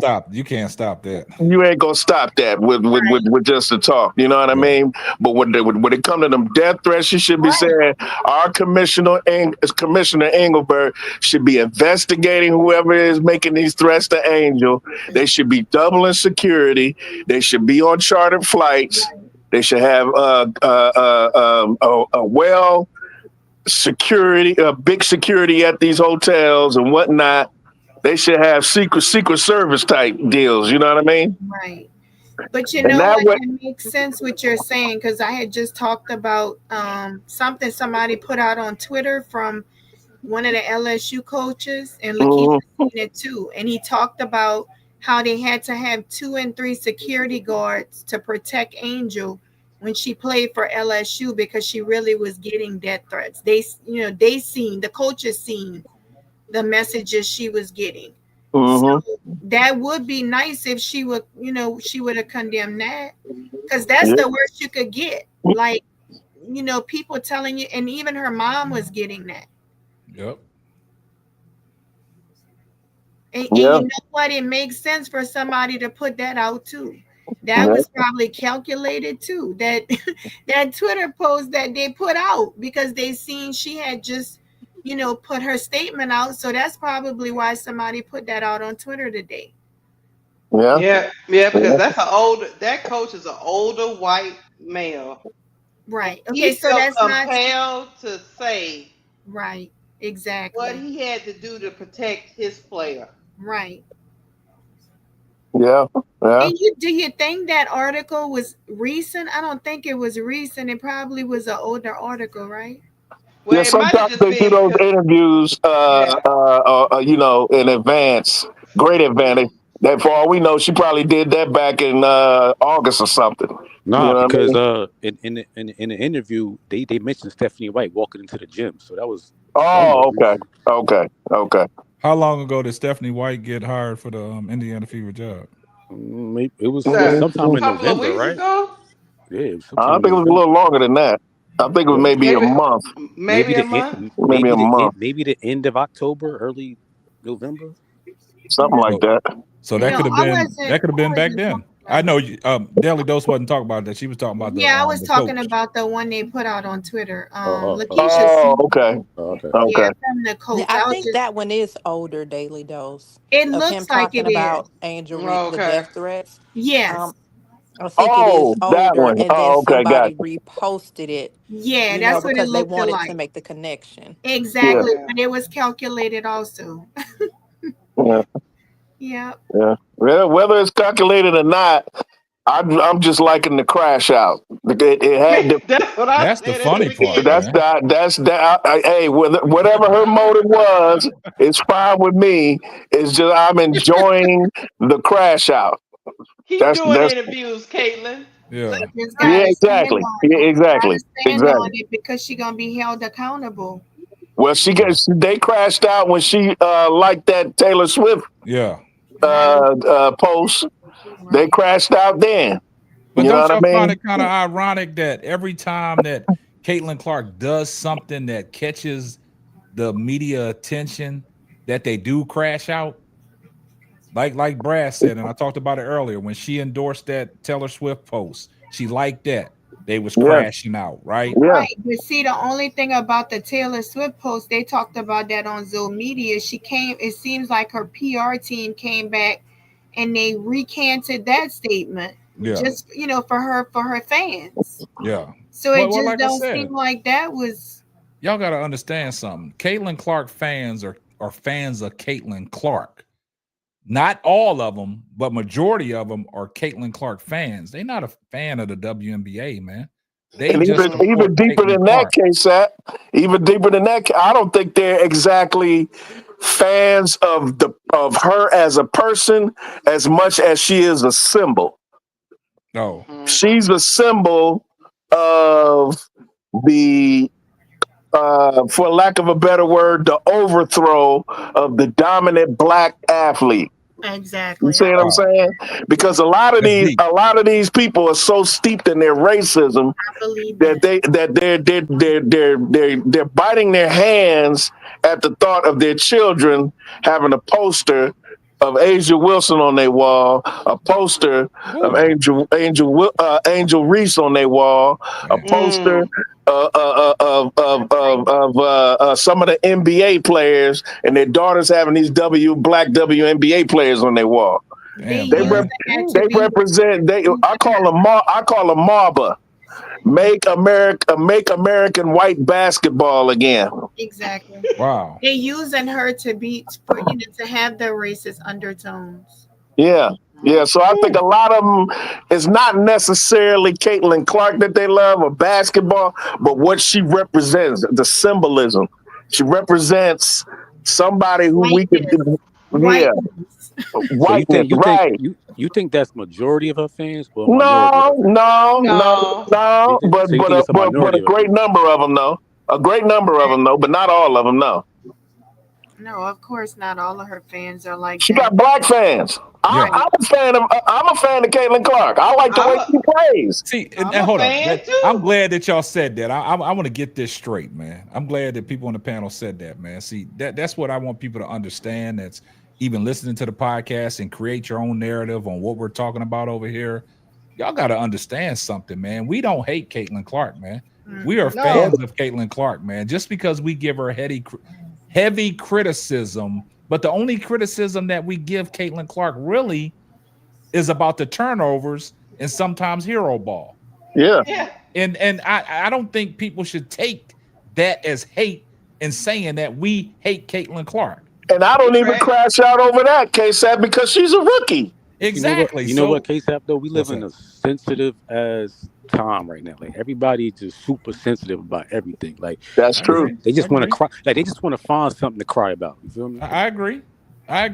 But I just wanted to put that out there. The only reason why I crash out about, or I seem to crash out about Caitlin and her turnovers because of what they say about Angel. And they don't say that about her. Yeah. They always talk about Angel missing layups or rebounding her own misses, which I don't understand that. That means she's hustled. That means she's playing hard. I don't get that. But anyway, but they never bring up Caitlin Clark's massive amount of turn. I mean, KSAT, you know this. She didn't just break the record. She totally obliterated the record for a record amount of turnovers in the year. I mean, that's a coach's nightmare. I got a point guard that's going to turn the ball over 200 times. Really? But see, that's what I'm saying, Brass. I mean, Jay Burns been here long enough. He's been here ever since we started covering this WNBA stuff, right? And he can attest to this. Every time we mention Caitlin Clark's turnovers early in these lives during the middle of the season, it was a lot of trolls up in the chat that we had to get under wraps, had to get these moderators in place to get everything, back in order, right? And once we did that, we kind of filtered them people out, right? But when we just talked about the game of basketball and what Caitlin Clark brought to the table, and every time we brought turnovers up, man, we had people in the chat, man, calling us haters and stuff. Like, how can you be a hater because you're talking basketball and you're talking about the turnovers on what you would like to see Caitlin Clark cut down on? Crash out. That's a fact. It's crashing out. But you know what though? That's just sports though. Like if you got super fans of people like if you, I know Tony gonna be mad, but if you want to bring up LeBron and Jordan, once the LeBron fan says something about Jordan's early years, the Jordan people are gonna say something about LeBron's stats. You know what I'm saying? That's just how sports goes. You know what I'm saying? But the thing you was right though. Like early on, it was terrible. You was here, but the problem I have is when we talked about that. And we talking about basketball, we start looking at the comments. I'm sorry. You see all the racial stuff that people started talking about Angel Reese. They turned it from basketball into nothing that had anything to do with basketball. They talked about the way she ran up and down the court with the galloping limp. For people that don't know, she got a rod in her leg. That's why she runs that way. They talk about her being a thug, talking about all this. Had nothing to do about basketball. because we said that Caitlin Clark turns the ball over. And that's what we had to deal with early in the season. And I appreciate all my moderators that got everything in order and filtered them people out so we can get back to talking basketball. Right. Can I cause some confusion for a quick second? Oh yeah, dude. Hey, hold up. Before you do yes, that, please. Before you do that, They only here to cause confusion. You being too nice. Go on, close. Go ahead, Miss Goody Two Shoes. You know, Brass Tacks talked about the turnovers, right? Mm-hmm. And in the article, it talked about her wanting to be on the Olympic team. But can you imagine how Belgium and France could have exploited her turning over the ball like that? Especially at that point, her shot wasn't even falling. Gabby Williams would have had a field day. She would have probably scored 40 points if she was going against Caitlin Clark turning the ball over that much. Because I'm gonna tell you one thing. Imagine? Hold on once, Miss Goody Two. Because I'm gonna tell you one thing. Because if you know international style of play, they're not gonna let you get up and down the floor the way you can run off in the WNBA and the NBA. They slow that game down. Yep. So you have to run some offensive sets. And like you said, in that particular moment, the way Caitlin Clark was turning the ball over, in that particular moment in international play, you're going to get exposed. Mm-hmm. That running gun is not going to work. Exactly. Not in international play. Nope. No. I think they still would have won. I mean, honestly, they would have won regardless. They would have won regardless. I've always said, like, I don't care what nobody say. Her and Angel should have both been on that team. They would have won regardless. But I think the point that Miss Goody Two Shoes was talking about the turnovers and the way it could have been exploited in international play. Yeah, whether they should have been on the team, and that's a conversation for another time. I don't, because of the older players and the players that have already been in the system, the USA system, and have already been in a program for years. I don't think anybody should just overthrow that. But we've seen rookies that could get on the team before. Like but they were in the program though. They were in the program. They were in the program. Let me cause more confusion. Do you know how much they'd have been crashing out the moment Coach Reese would have said, "That's the second turnover. Come on off the court and come sit down my and go back in." They only here to cause confusion. Come sit by me, Caitlin. Or if Angel started over her. Oh yeah. Oh, well, let me include more in the confusion. When you look at the games that the USA women's basketball team played, I could see why you would need Angel Reese in the game. There were several points of time, especially against France, where we were not getting offensive rebounds. That's right. That's right. We were not getting offensive rebounds. Oh, trust you me. I would think they would have fit right in, both of them. I would have thought. But I'm saying, I'm going to push back on Caitlin because her shot was not falling at that point. She did not get her shot back until after the Olympic break. She's a gifted and with passer, her shot not falling and with the turnovers.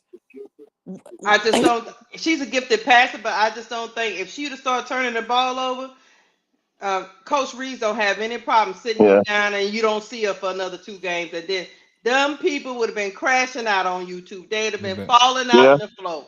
Yeah, because if she can sit down Gold Mamba, because she didn't play much. Oh, no. Right. She said Jewel Lloyd down. Jewel Lloyd. Yeah, Jewel Lloyd. She sat down Jewel Lloyd. So, Coach Reeves ain't got no problem sitting down Caitlin Clark or anybody else. Yeah, she don't have no problem sitting anybody down. She wouldn't have cared who was crashing. Who you was, right. Mm-hmm.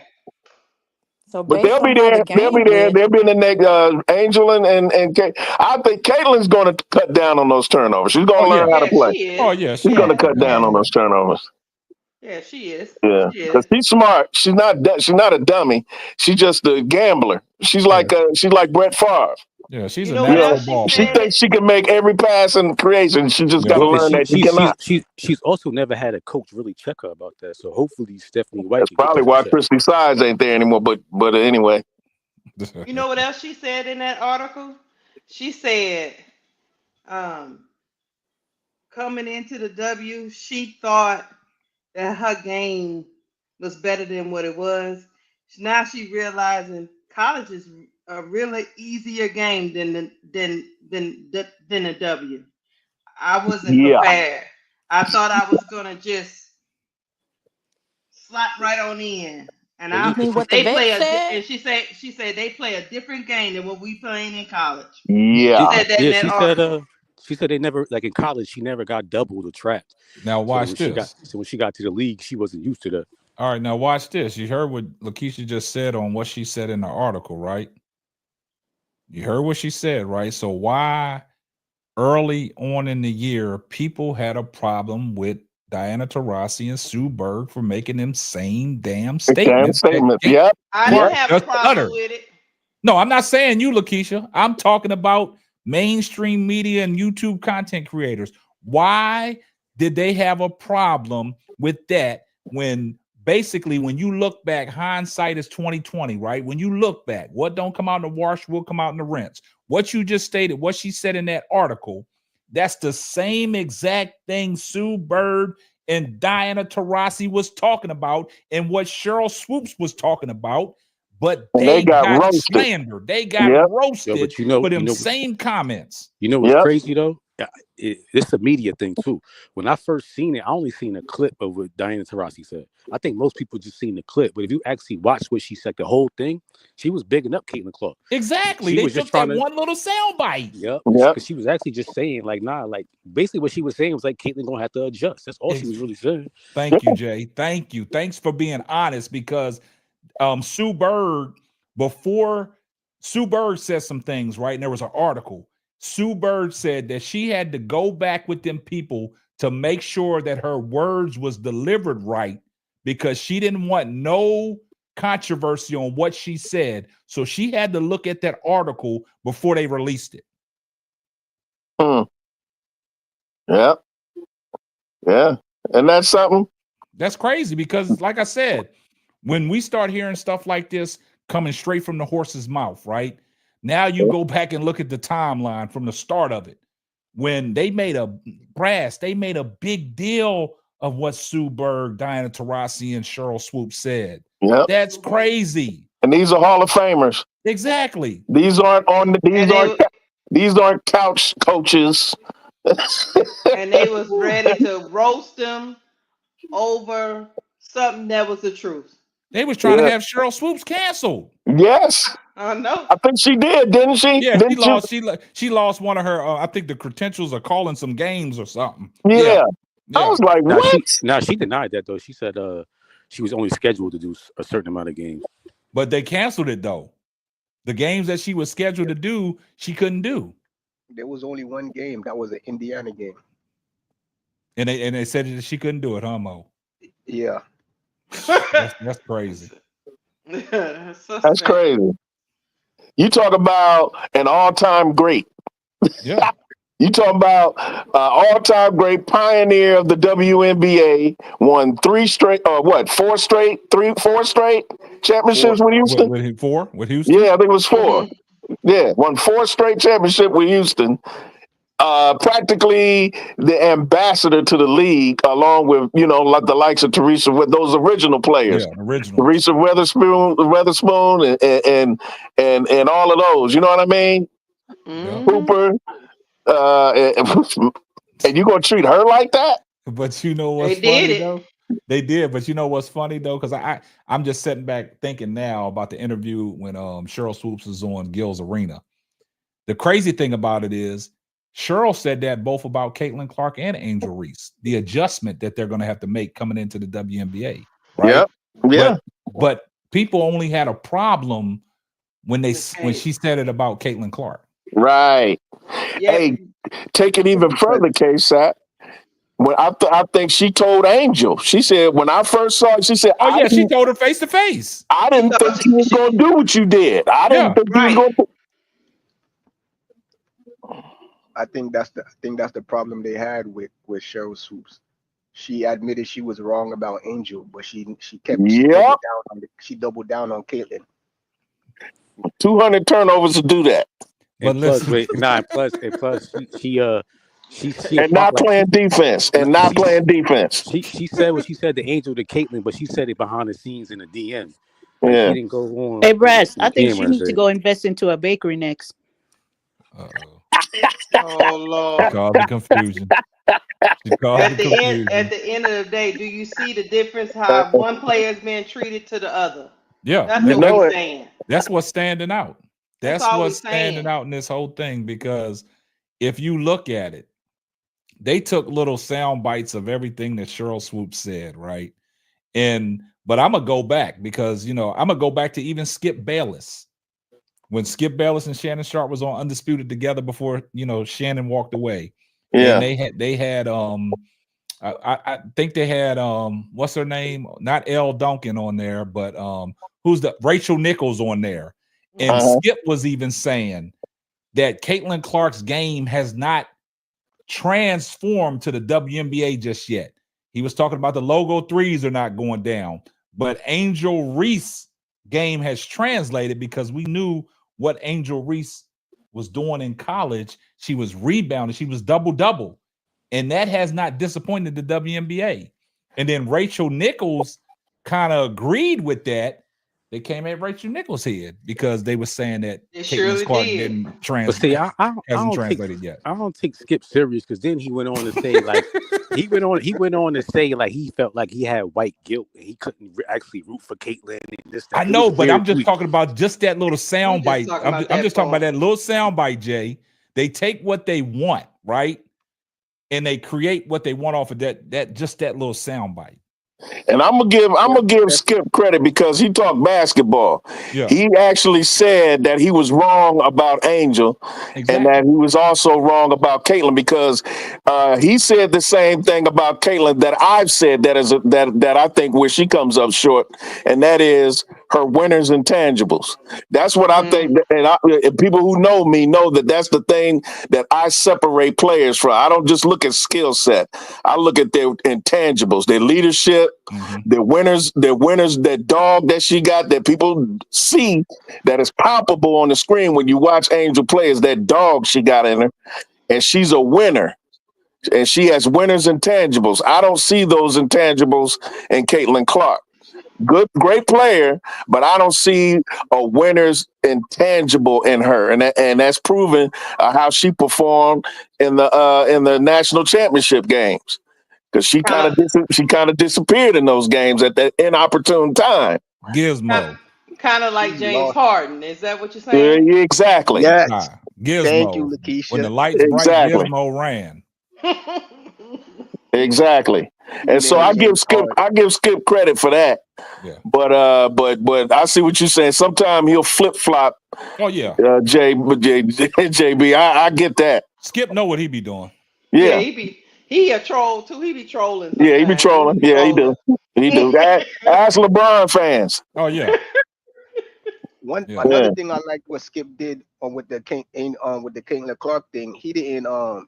He wasn't having it when they tried to switch it up to, oh, shot's not falling, but look at the assists. Oh man, Skip was not having it. Skip was like, no. That's not what was advertised to me. Yeah, exactly. He said that over Steph Curry. She was Steph Curry, right? John Stockton. I don't want John Stockton. I want Steph Curry. Like right. Right. Yo, Skip he used to be on Twitter. He used to be on Twitter talking about another game where Caitlin Clark disappears in the fourth quarter. Yeah. There you go. I told y'all Gizmo. She got that Gizmo in her. The thing about it with Skip, he told the truth. He said like the things that we talked about on here on KSF's channel. Like he didn't sugarcoat it. He didn't sugarcoat it, man, and people He didn't didn't like try that. to put her up there to make her look like she was this, the way they trying to make her look. He talked about the things that she did wrong. Yeah.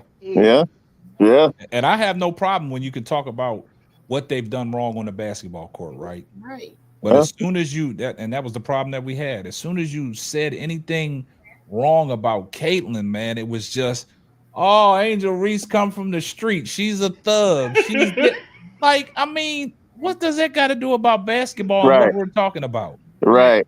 That's the stuff that irked me, man.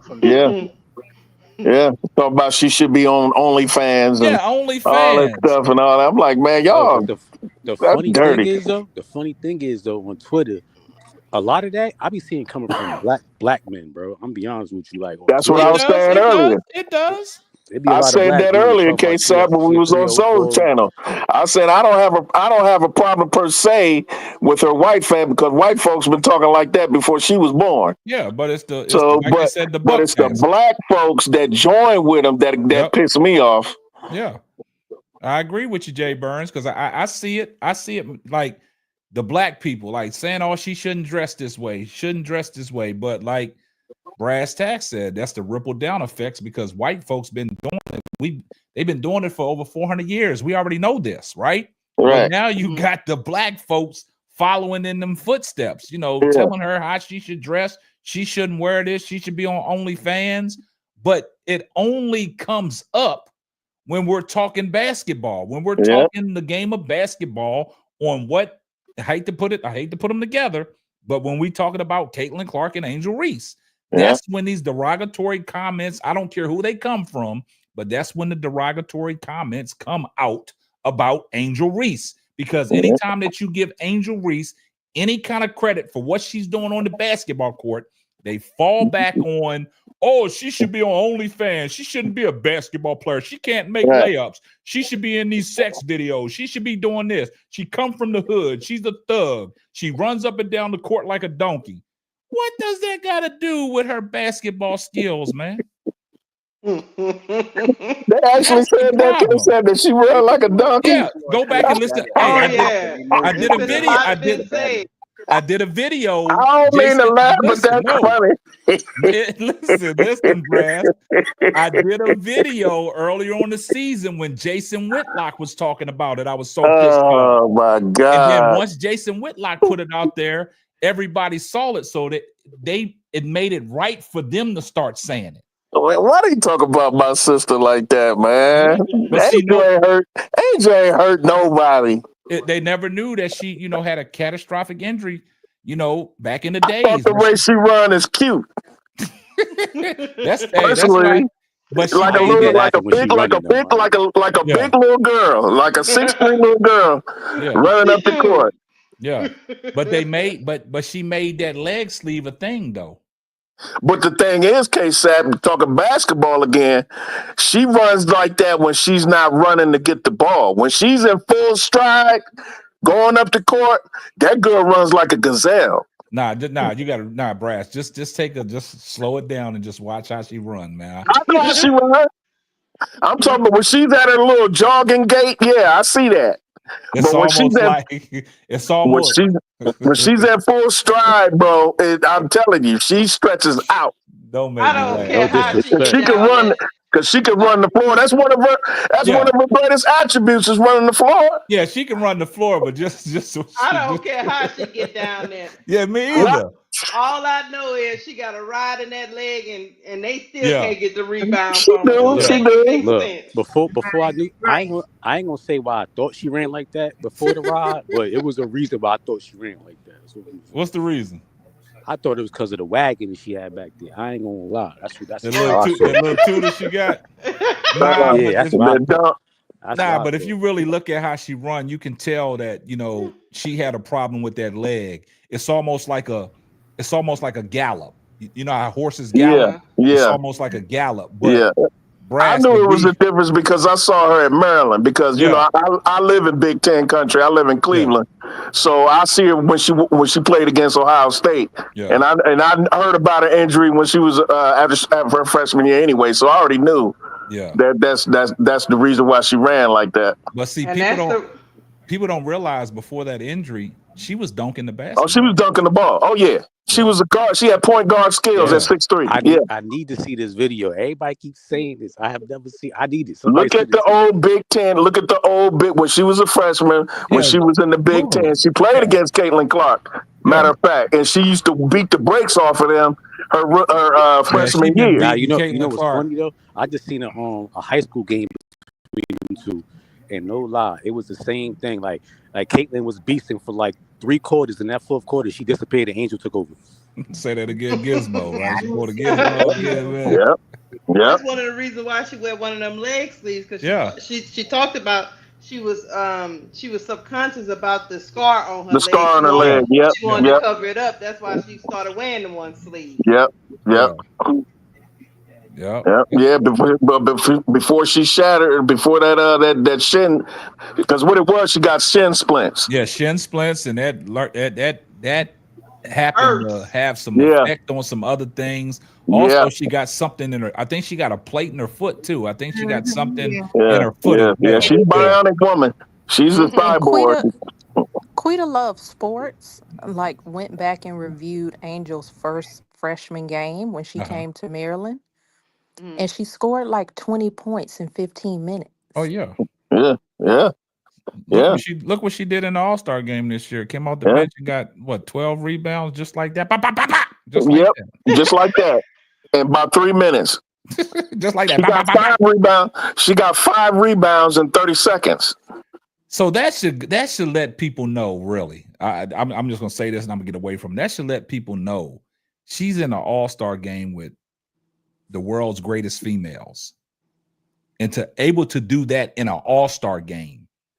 Coming off cold on the bench. Exactly. Coming off cold on the bench. That should let people know. And that should put the rest about whatever they say is stat pattern and getting her own rebounds, man. That should let people know, man. She's doing this at every level that she has played. It makes no difference. She did this in an all-star game, like you said, Brass, coming off the bench, ice cold. Yeah. And snatching rebounds from Asia Wilson. Exactly. Coming in there. And Brittany Griner.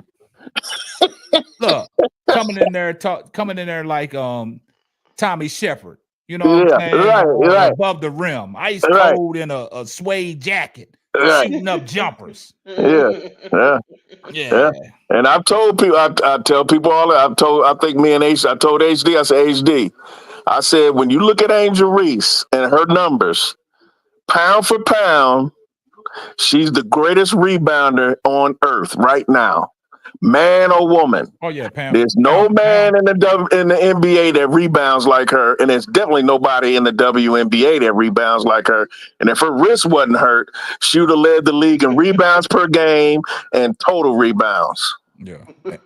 Look, Asia came and snatched that up real quick when she got quick. She was like, "Oh, she hurt her wrist. I got this." She said, "Give me that." But Angel held on to the average though. Yeah, the average. Yeah. She held on to the average. 13 a game. Nobody came close to that before her. She had 13 rebounds a game. Nobody's ever come close previously. Yeah. And we talk about some great players in the WNBA, and she's a rookie. The only one that came close was Sylvia Fowles. That's it. Yeah. Keisha, what you laughing at? What's going on? Not me. No, Zoe up in there talking about brass capping. That girl wasn't dunking. Hold up. Well, I missed that. Nah, she dunked the ball. She dunked the ball in practice, though. She could dunk. We say we I gotta don't. see the Where's footage. Zoe at? Where's Zoe? I don't see Zoe. He said, "Man, Angel wasn't dunking."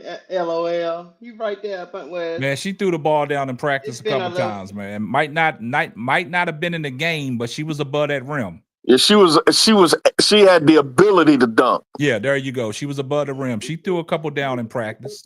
Yeah, I'm not saying that she was at Maryland reverse dunking and tomahawk dunking. No. But her athleticism, when she had her 100% athleticism, she was able to dunk. And she's a great athlete now, even with that rod in her leg. Yeah. Could you imagine if she never had that? Zoe trolling now. Zoe, I will say this. Hey, tell Zoe to go to sleep. Zoe, I will say this. Before Angel, had that leg injury, I bet you ain't want to be on a fast break with her. She might have put you in the rim. Right. She have been a dunk those Zoe. Yeah. Zoe would have been like, incoming. Just like old girl from South Carolina put Prince in the rim. That's the same thing she would have did to you. Yeah. I was just gonna bring that up. Man, yeah. Ashlyn Watkins. That was Watkins so put fire. Prince in the rim. Yeah. Yeah, Ashlyn Watkins. I didn't know she was gonna do that, bro. When she was on that fast break, I said, why is she going wide like that? And then she went up. I was like, oh. But it's impressive the way she did it because she had a defender coming and she still went up. And dunked on her head. She had the nerve. She had the nerve to try to undercut her. Like, nah, you about to get dunked on, homie. Yeah. You know what made it even better too? The possession prior to that, She wanted to try to score on Prince, and Prince blocked her and got the rebound. Started the fast break. It pissed her And then off. Watkins chased her down, Snatched stole the the ball. ball back, Yep. and then waited for her and jammed on her. Yep. Yeah, she was pissed. She didn't like being blocked like that. She took that personal. Yeah, she saw it. She saw look. Ashley Watkins saw her out of the corner of her eye, and she slowed down. Yep. Deliberately to get them steps together. You keep on. You trail if you want. You get ready to get banged on. Yeah, exactly. Come get this smoke. Come and get this smoke. Yep. But she threw it. Hey, but she threw that down. She threw that down. She threw that down. She threw it down. It wasn't no barely over the rim type dunk. It wasn't a fingertip skimmer. No, it wasn't a she rim put runner. her fingers in the rim, right? Yeah. And grabbed the rim. The rim bent down when she slammed it. Yeah. Yeah. That was crazy. Yeah. Look at Zoe. Talk about man, stop it. Zoe, go to sleep. Yeah. Pass your bedtime, bro. Hey, Zoe need to be asleep. He was on that live for 6 hours, man. He needs to get some rest, man. Yeah, no, you gotta stop that, man. 6 hours? Zoe be in there. He be getting it in. Hey man, listen. The other day, I don't know if I was on your. Oh no, I think I told Zoe this. I was on HD's channel the other day. K-Tap. This dude, I said, okay, see what he talking about. After about an hour and a half, this dude was snoring. Hey, look, hold up. He was snoring. Hold up. The rest of the time, I think the video was like 6 hours. He was snoring the whole time. But hold up, Brass. Out of all fun, HD, my man. But I'm gonna put him on blast, man. I'm gonna put him on blast. Watch this. I got something for y'all. I'm gonna put HD on blast. It's all out of love, though. HD, if you're watching, it's all out of love. Hold on, man. Hold on. I have never seen that. Keith had been saying that, and I went on his live, and he was snoring. Nah, keep talking. Keep talking, guys. Just keep talking. I got something for y'all, man. Oh my goodness, that was so funny. Stop, Daily Dose, man. I do have a question. Y'all really think she did this interview so she can attract free agents? Yeah, well, that's what Miss Goody Two Shoes said. That was pretty. That's a good question. If that's good strategic, I do right there. think her being that firm because the statement was so clear and crisp. Sound like she copied Paige Becker's speech from the ESPYs. Right. Exactly. Wow. Hey, she like copying people, boy. I tell you. Hold up. Before y'all get off into that, I got to give HD a shout out. I want y'all to pay close attention. I want y'all to listen. All right. We got a good sound bite, Paris. This is a sound bite right here. Listen. Okay. Hold up.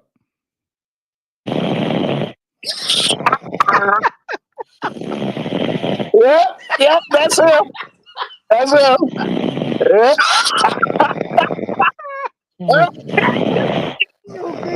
Shout out, bro. Oh my God. That's exactly how it sounded too. Man, this cat was on live. And I went on his channel and I was like, "What's up, HD?"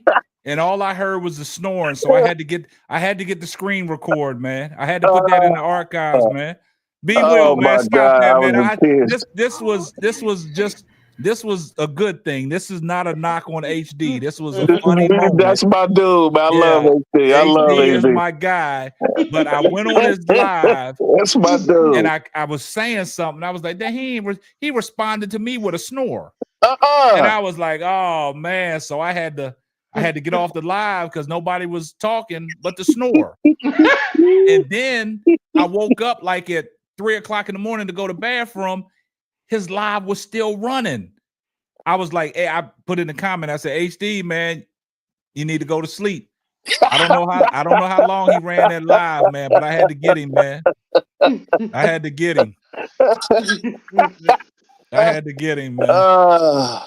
And the thing is, when I heard it, he wasn't on live. It was archived on his channel. Yeah, because I went on there and I went on there to see what he was talking about, and like maybe an hour and a half in or something. Like first they was, they was burning, they was cooking, and then like an hour and a half in, I'm like, he's by himself. I said, I wonder what he talking about. But all I heard was what you just played, bro. Oh man, he He was running the buzzsaw. I was rolling. I just died laughing. I was crying, bro.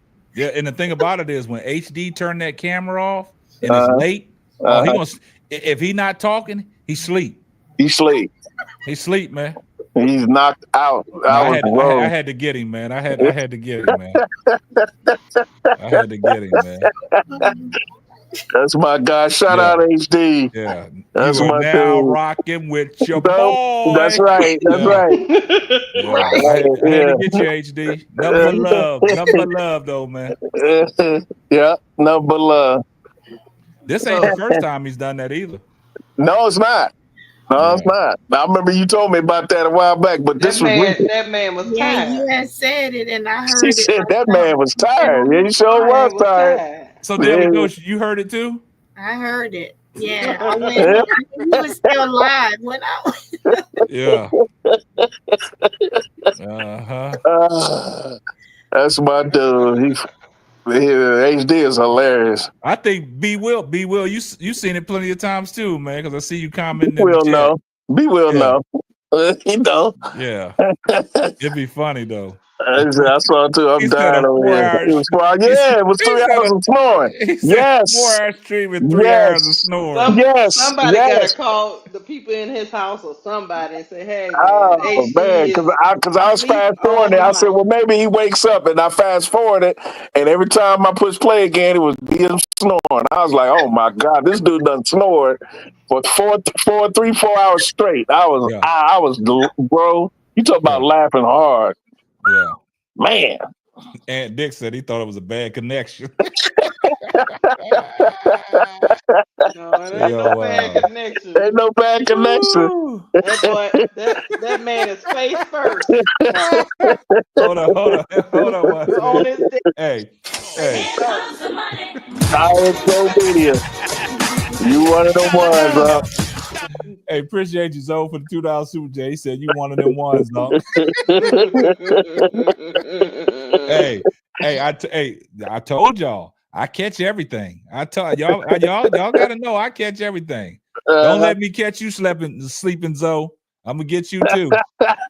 So, hey, look, one thing about Zoe, when he starts getting tired, he be like, look, I'm cutting off the stream. I'll holler at y'all. I'll give Zoe his credit on. He don't have no problem cutting off his broadcast. HD don't want y'all to leave. Lakeisha said call his peoples. He will say Lakeisha said somebody should call his peoples or something. So HD got peoples, huh? Girl, somebody need to be called. And let them know that HD is snoring online. Hold on for 1 second. Here comes the money.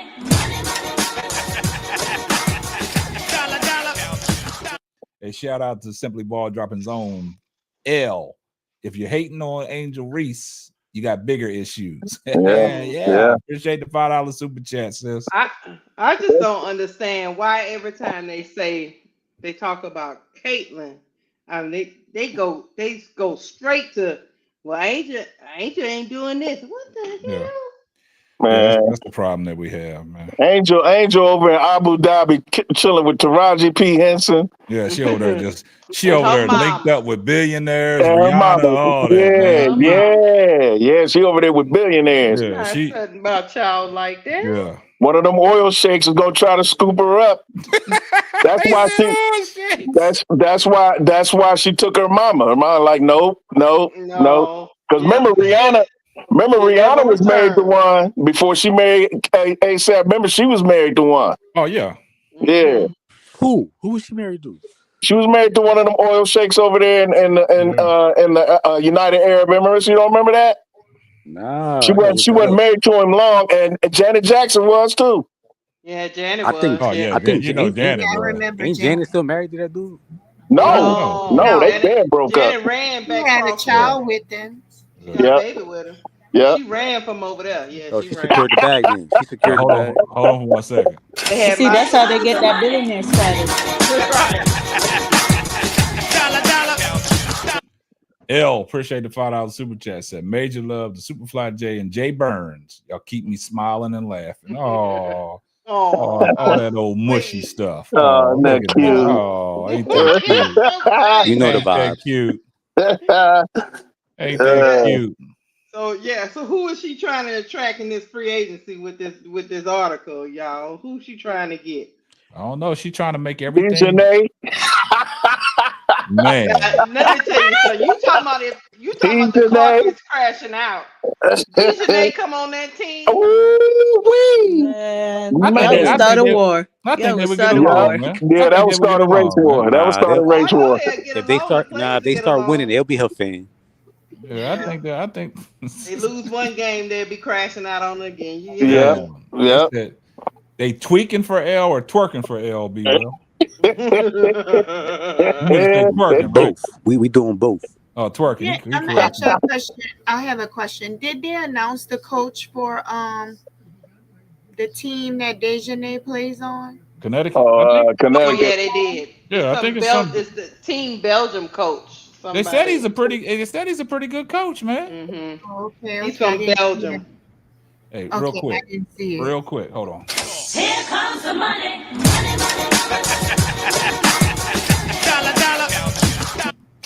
Miss Goody Two.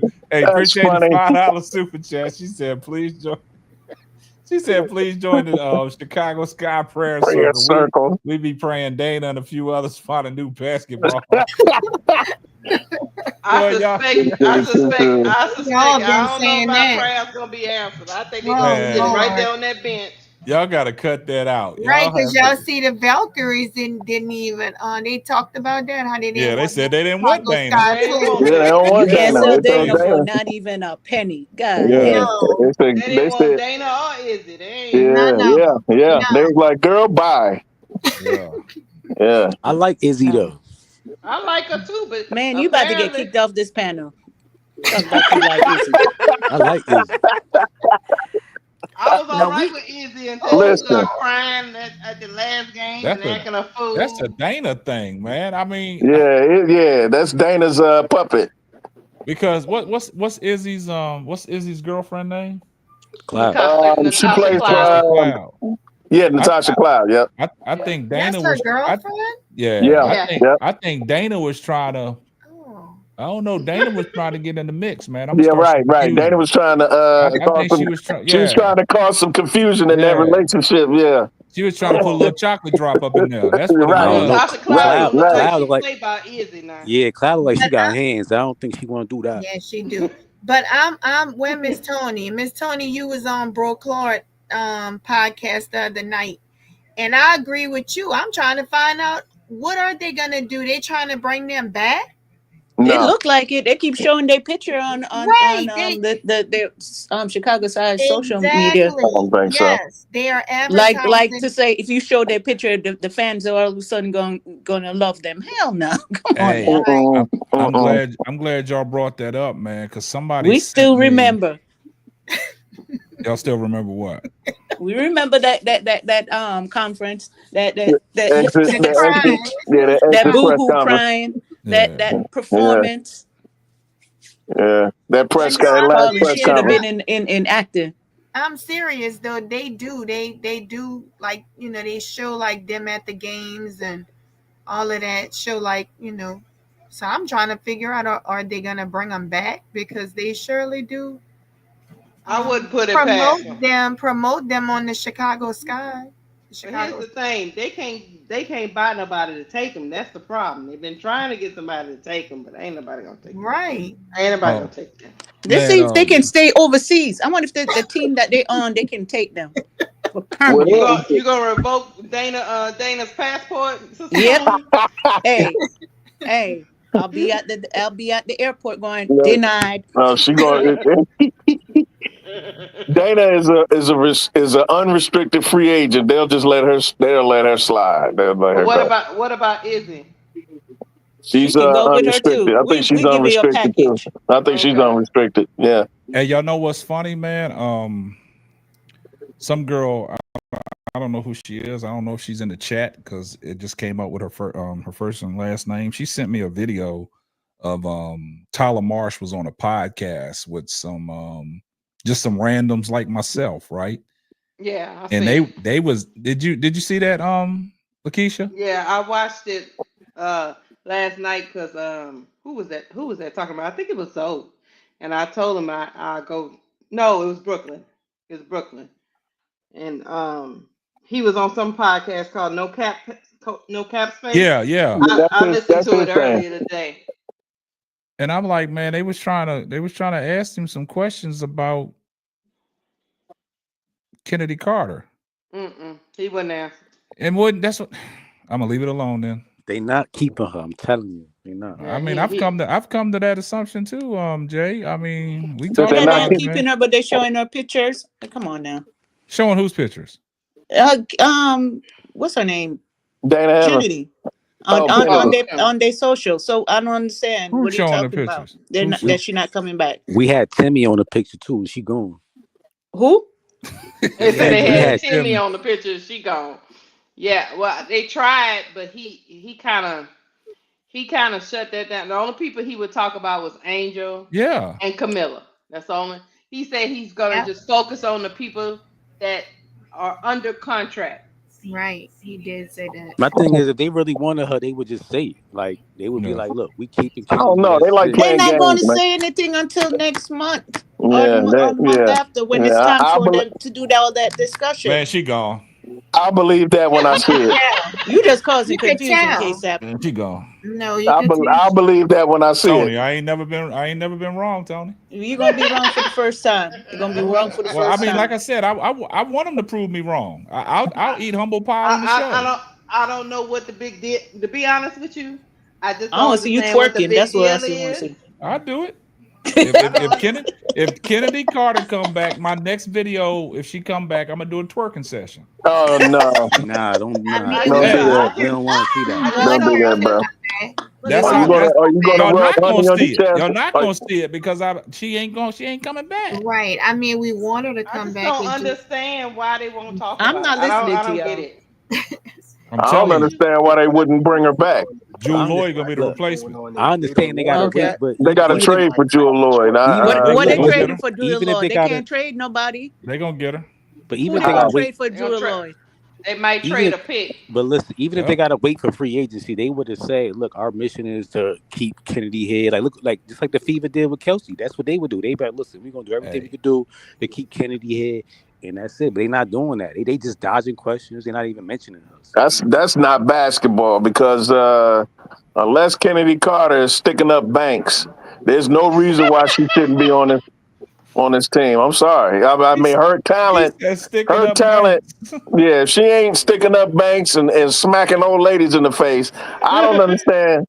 I don't get it because you're talking about I think it's a generational talent. It's a strategy right now. They're not going to talk about her until somebody else I don't makes the offer. understand. K-Sap, make it make sense, bro. Tony just trying to make it make sense. I'll let Tony. Right. Do I'm that. not trying to make it make sense. It is what it is. They make until somebody make an offer. It is what it is. Look, I'm not. I know where you stand. I already know. I agree with you, Tony. I'm just trying to make it make sense that they would give up a generational talent like that. They're not going to do that. They know. Jeff know he on the clock. Jeff know he on the clock, and he know if he he knows that if he make a mistake right now, he's gone. I know, but we can talk about Kennedy Carter in a turn positive on light.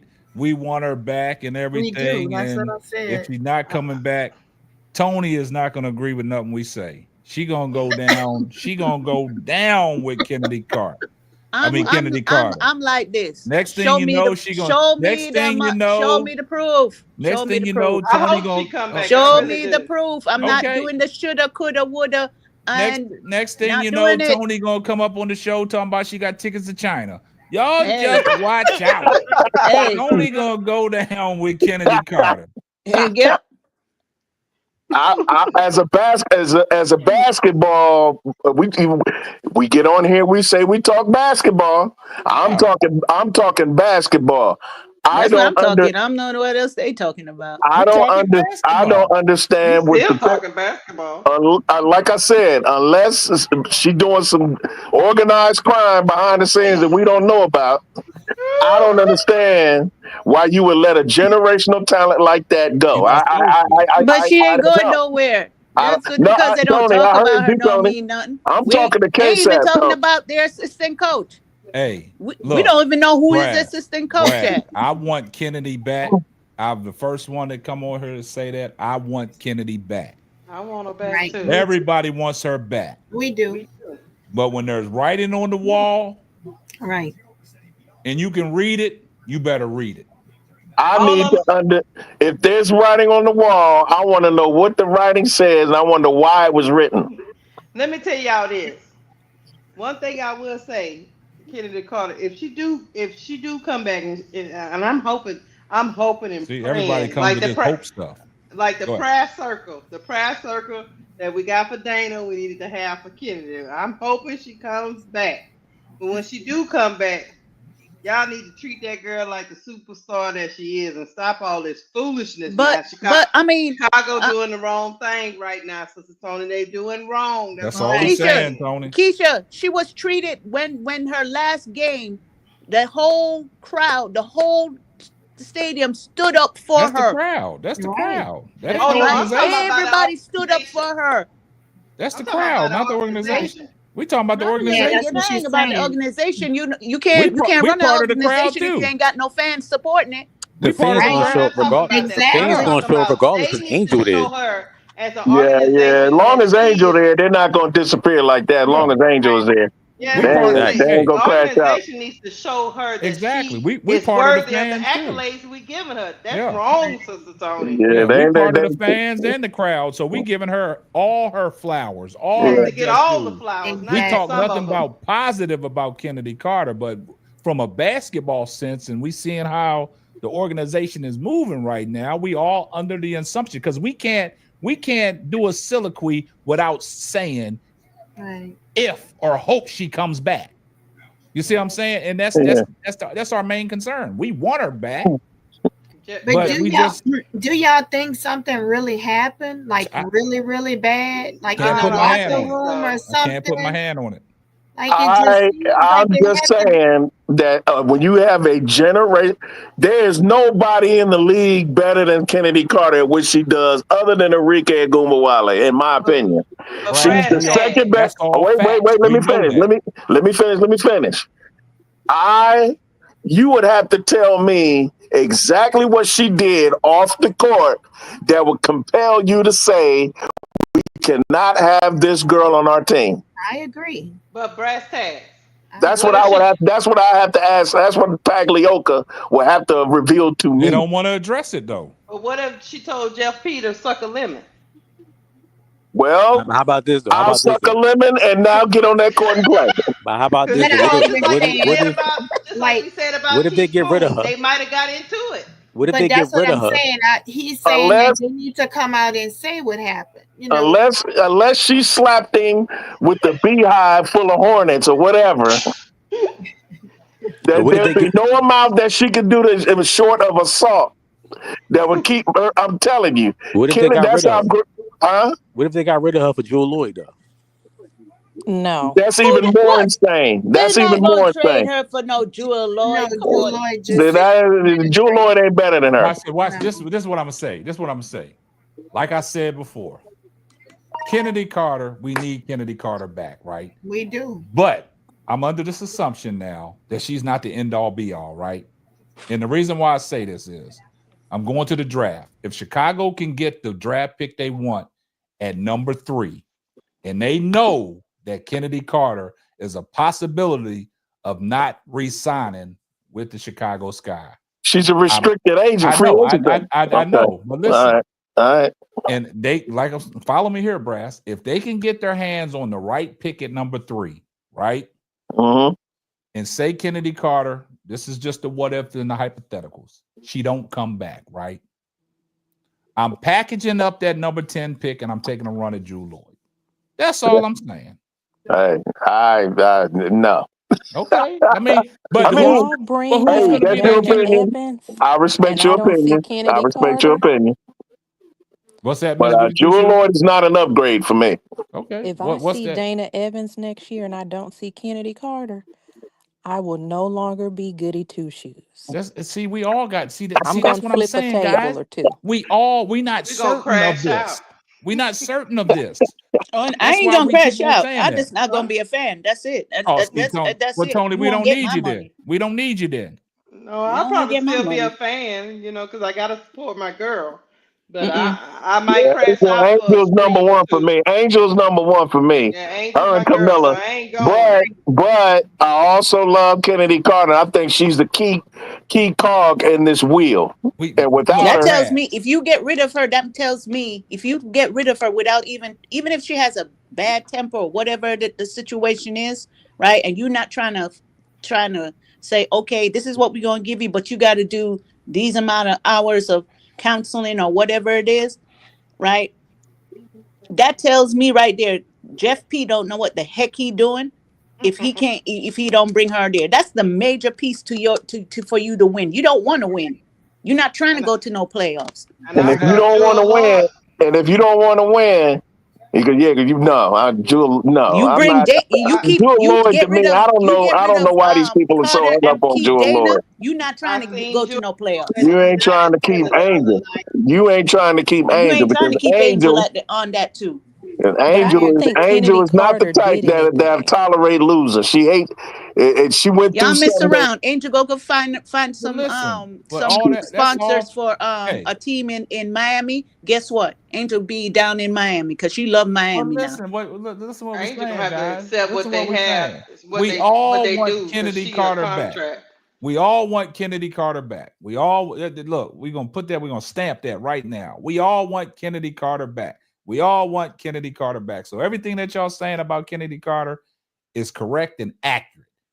Like Brad said, until everything comes out, if y'all don't bring her back, like B. Will said, they don't got to tell us nothing. That's their right. But at the same time, we all been advocating for Kennedy Carter to come back. We all want Kennedy Carter to come back. That's our driving force in that offense, right? We all want Kennedy Carter back because she is special. She can do certain things that a lot of players in the WNBA can't do. We need Kennedy Carter. But at the same time, we have a right to feel that something ain't right. They're not talking about it. Nobody wants to get off into it. I don't care if she's a restricted free agent. I don't care if they don't have to tell us something. But at the same time, when somebody asks you a question about Kennedy Carter and you don't want to talk about it, that just raises my eyebrow. That's all. I understand that. I But I get don't that. think Kennedy did anything. I think Kennedy is seen as this bad girl A in problem quotation child. marks. And I think Jeff is trying to weigh his options because he's hearing things in his ear. He thinks he's smart, but he's listening to other people about how the team may need to look to be family friendly. I agree. I HD agree. just popped on, KSAT. Where you at? I got the alert. I'm Oh, about to he go. I live? might go over there and clown him. I don't know. Once I get off this live, I'm gonna get over there. I'm gonna get over there and be like, bro, you gonna fall asleep tonight? What's up? Yeah. But I get what you're saying, KSAT. It's puzzling. But I've been, like you said, I've been around sports too long to read too deep into stuff because I'm just saying. All I know is this: it is not smart basketball to let her go because she has a temper. Yeah, I agree with you, man. And I wish I agree with you. We're gonna start call this the drama of the WNBA or the drama of the Chicago Sky. I wish Bro Claw was here so he can give you a history lesson. And the The only reason Chicago why I Sky said that is a is reality TV show now. and I only reason why I'm gonna say this is But because the W is Bro Claw would have said, well, you guys, if you remember when Michael Jordan won his 6th championship ring and he wanted to come back for the next year, they broke up the band.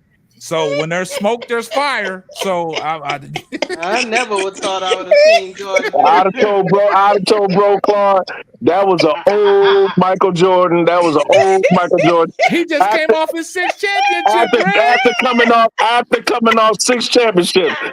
The Sky don't have 6 championships. But I'm just Kennedy, saying they broke up the band, so when there's smoke, there's fire. I When there's know right they and broke wrong, up. you gotta take a look at it. I'm not talking about you, Casey. I'm talking about Bro Claude. If he came at me like that, I'm just saying. Kennedy Carter ain't got 1 ring, so no, He gonna talk about this that is what I know. That analogy don't fly with me. Bro Claude would have said, "This is what I know. I'm trying to tell you. This. I'm in the streets of Chicago." That's what he would have told you. That's how he talked too. That's how he talked too. Yeah, he would have told you. He said, "Look, guys, look. This is what I know. Right. Reese is in." Yeah. Brother, he calls me Taz. Brother Taz, Brother Taz, listen to me. Yeah. This is what I'm saying.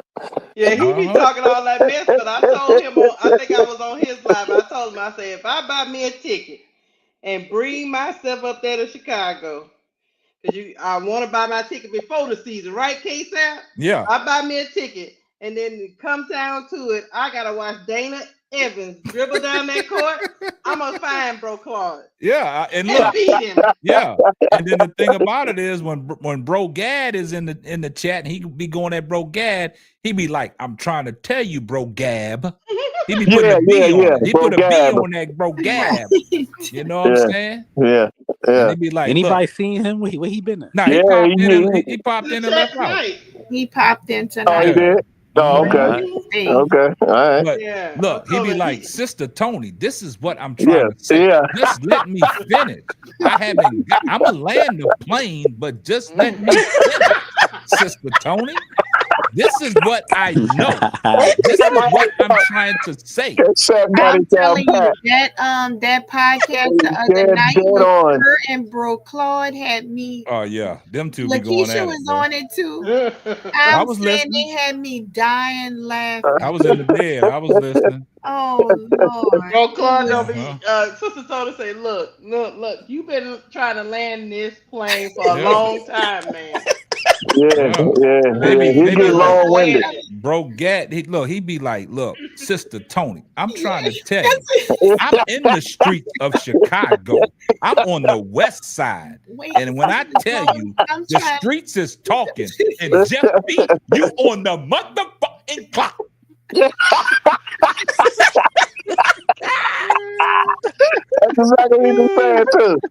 That's exactly what he's saying. Say Bro Claude he gonna knock on Jeff P. door. Y'all gonna send that man up there to knock on that door. Yep. And then look, and then another Jeff thing, P. what he when doing. he get to talking about Fly J. Look, Sister Tony, I know because I'm in the music industry myself, and I know because it was a time where my son wanted to sign, but I said no. So I know Fly J, she down with it. That's why they call me the gingerbread man. Ginger. You know what he's trying to convince me and Sister Tony the other night? He's trying to convince us to use the number 3 pick on Ozzy Fudd. And I said, I think Ozzy Fudd she need to stay in school, man. That's what I said. I think Ozzy Fudd. I mean, Zoe had a good breakdown. She almost got hurt last game. Yeah, I mean, Zoe had a good breakdown on her. I get all his points, man. But I just think Ozzy Fudd need another year, man. I think she need another year. Uncle J.E. was the one that was because. Hey, is he related to her? Because he go hard for her. He go hard for her, but Zoe agrees with us. I don't know if he agree with this case. I never heard you really say anything about Centron, but he said if we don't get Olivia Miles, if the Sparks take Olivia Miles, he's good with us taking. I'm good with taking. Yeah, because she's starting to come on. I mean, her thing was, coming back from injuries. Yeah, but these last couple games, man, she's put up some great numbers. Right. But this is what I be telling people. And she's Paglioka's ideal soccer. She's 6'1". Yeah, 6'1". But this is what I be telling people when they talk about certain players can't play with certain players, man. You got to look at the 3-guard lineup they got in Notre Dame. They got Olivia Miles, Hannah Hidalgo, and Sonia Citron. And they not taking away from each other's skill set. They benefiting from what each can do on the court. You know what I'm saying? The last game, they all of them had 20 respectively. You know what I'm saying? Centron had 25. Exactly. But the thing about it is our girl Olivia Miles was 2 assists of 2 rebounds away from a triple From the triple double, right? You know what I'm saying? And I agree with Zoe. And I've said this before. If we can't get Olivia Miles, man, I gotta go with Sonia Citron. I wasn't high on her because of her injuries, but she has came back. Yeah. And she has done some impressive things, man. Yeah. And the thing about AZ Fun, I tried to tell Uncle J.E. this. I said, Uncle J.E., I said, look, I'm not talking about AZ Fun's skill set. She's one of the great players in this game. Yeah. No question about it. But her injury proneness, she's injury prone. Yeah.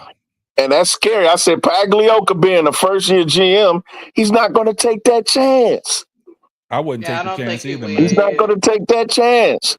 She'd be better off going somewhere where they could bring her along slowly, give her limited minutes. I said, well, what we don't need limited minutes per se. We need somebody to help us now, like with some, like Olivia, like a point guard, a central, And I told Uncle J.E., I said, bro, we're not questioning her ability. We know AZ Fudd is a generational talent. Exactly. But availability is the best ability. And you if she took the ain't words right out of available, my mouth, Brad. Stop listening to me, man. Listen to my inner thoughts, man. I got that from Tony Dungy. Yeah, best ability is developability. Availability is the best ability. Yeah. And if she's not available, what good is she? Yeah.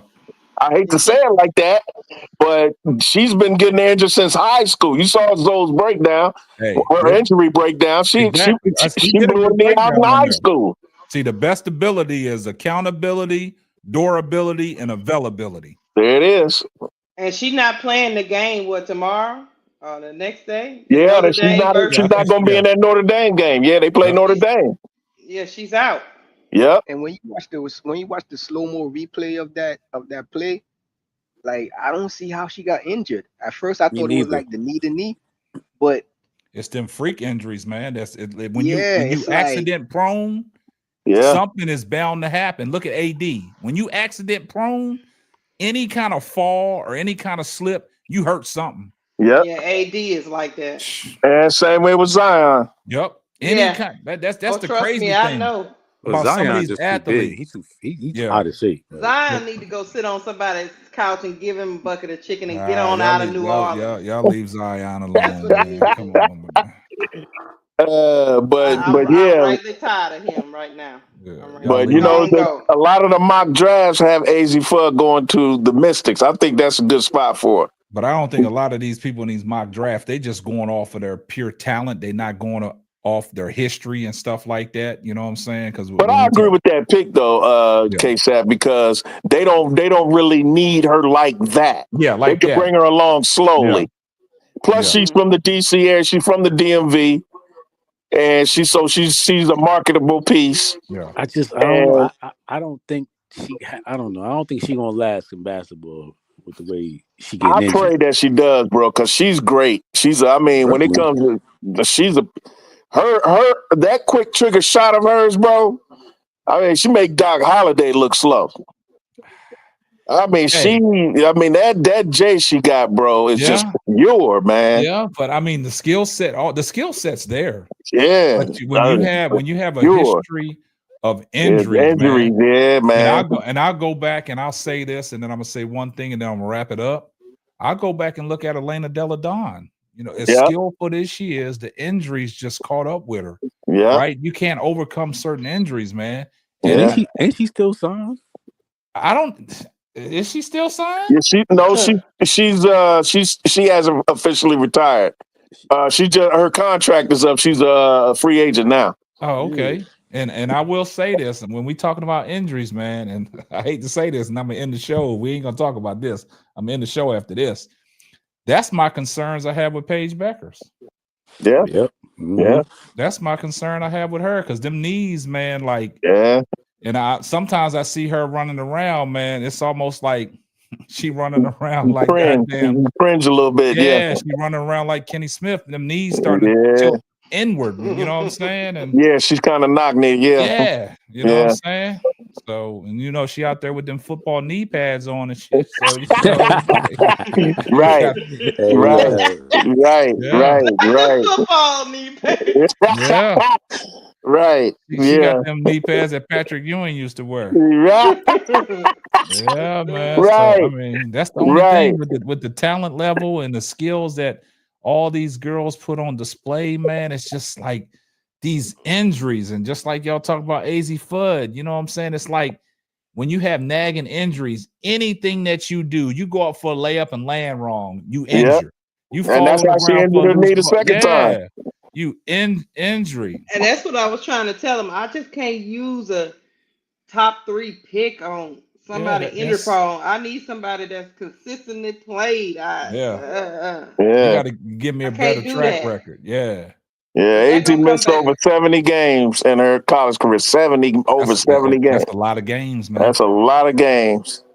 That's a Then lot you're of gonna games, have to justify it to the fan base. It's not like the Chicago got a bench right now. Yeah, you got to justify that to the You owner. think we can bring AZ Fudd on there and rehab her and do all that? You think we got enough time for all that That's a in wasted Chicago? pick right there. That's a wasted pick right there. You got to justify that to the owners who got to pay her. But piggybacking off what K-Sap just said too, and then Paige is gonna come off this college season and then jump right into the W with no rest. Yeah, I don't know. I hope them, man. I hope them knees hold up, man. But look, guys, And they man, gonna be running up on her like they did Caitlin. yeah, you know what I'm saying. So we gonna see. It's very interesting, man. But we had an interesting, discussion tonight, man. I'm glad that y'all was tuned in, man. Appreciate everybody that was in the chat, man. All my moderators, all my members of the channel, man. All my panel member, and I appreciate Miss Goody Two Shoes. Miss Goody Two Shoes. Anytime that you're around in these streets, man, you come up on the panel, man. So you was breaking some things down to us, man. Very, methodical. You know what I'm saying? Very in tune into what you were saying. So I appreciate that. Appreciate Sister Noble. You went and hit on us for a while, but appreciate you always being here. No, I had to go. I had to go eat. I had Boston food, and I had to go eat. Okay, that's all good. But I'm glad you stayed here. I got one question for you, K-Sap. Before you go, B Will, I'm done with him. Before you let us go. All right, go ahead. What do you think Jason Whitlock is going to talk about now? Man, he'll spare some stuff up. Oh yeah, he'll spin some stuff up. Okay. Well, I got to peep that tomorrow. It'll come out tomorrow. Jason Whitlock, I think we got Caitlin strapped up in the back of our storage room, beating with a Black Lives Matter sign on her head. Yeah, he gonna do something. So we'll pay attention to that one, man. But appreciate Brass Tacks coming up as always when he comes in the chat. Always coming up on the panel. Appreciate Jay Burns. Appreciate Mo3. Daily Dose of Tea, man. I appreciate you for hanging around as long as you did today. I'm just poking fun at you. You know what I'm saying? You was on it tonight. Just poking fun at you, man. But you guys, like I said, if y'all not following Daily Dose of Tea, y'all make sure y'all, start following her, man. She's putting out these nice little content on her reels and stuff, man. So we do appreciate you, my sister, for keeping this thing going. I appreciate you too. Hey, and y'all make sure y'all stay in tune with Sister Noble on her Twitter. You know what I'm saying? Because she be having it popping over there. She got a lot of engagement over there. She's over there taking all the knowledge that she's learned, and she's putting it on her Twitter, man. And everybody is appreciating, the stuff that she's posting. So congratulations on that, Sister Noble. Keep doing what you're doing. Like I said, Tony, I appreciate you always coming up. You started a little confusion tonight. You laughing, got a little hilarious. We got a little bit out of you. And Keisha always laughing in the chat, playing with the chat now that she got her laptop, so she can do two things at once. You know what I'm saying? So ADP Art Creation, appreciate you holding it down as one of my moderators. Aunt Dick's channel member, Superfly J. B Will in the chat cutting up. Jay Burns and on the panel and in the chat doing his mod duties, doing what he got to do. Daily Dose of Tea. Who else we got? T Carmelo, Mike. And it's too many people to keep scrolling up. I'm gonna head on over and check out. Yeah, I'm gonna come over there. I'm gonna come over y'all. there. I'll see y'all later. Peace out. Appreciate you, Brad. Yeah. So, like I said, man, great show tonight, man. Appreciate everybody that had their input, man. But look, we're gonna catch y'all on the next one, man. Good night, y'all. Thank you, All right. K-Sap. All right, good night, y'all. Appreciate y'all. Good night. Good night. All right, we got it. Let us know where it is. When is it? We're going over to HD. I'm gonna holler HD for a minute. Who is that? HD TV. Oh, and Sister Noble, what's your Twitter handle?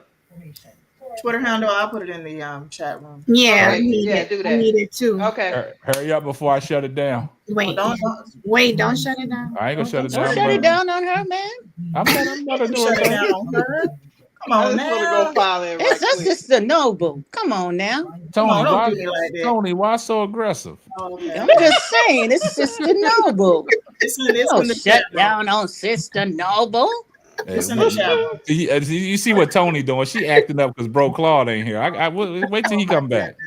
Yeah, well, bro. Yeah, you see it in the chat. You see it in the chat. I see it in the chat. Women be balling. Yeah, hold on. It's on the screen. Women be balling. Report at All Women right, Be that's Balling. it. I got it.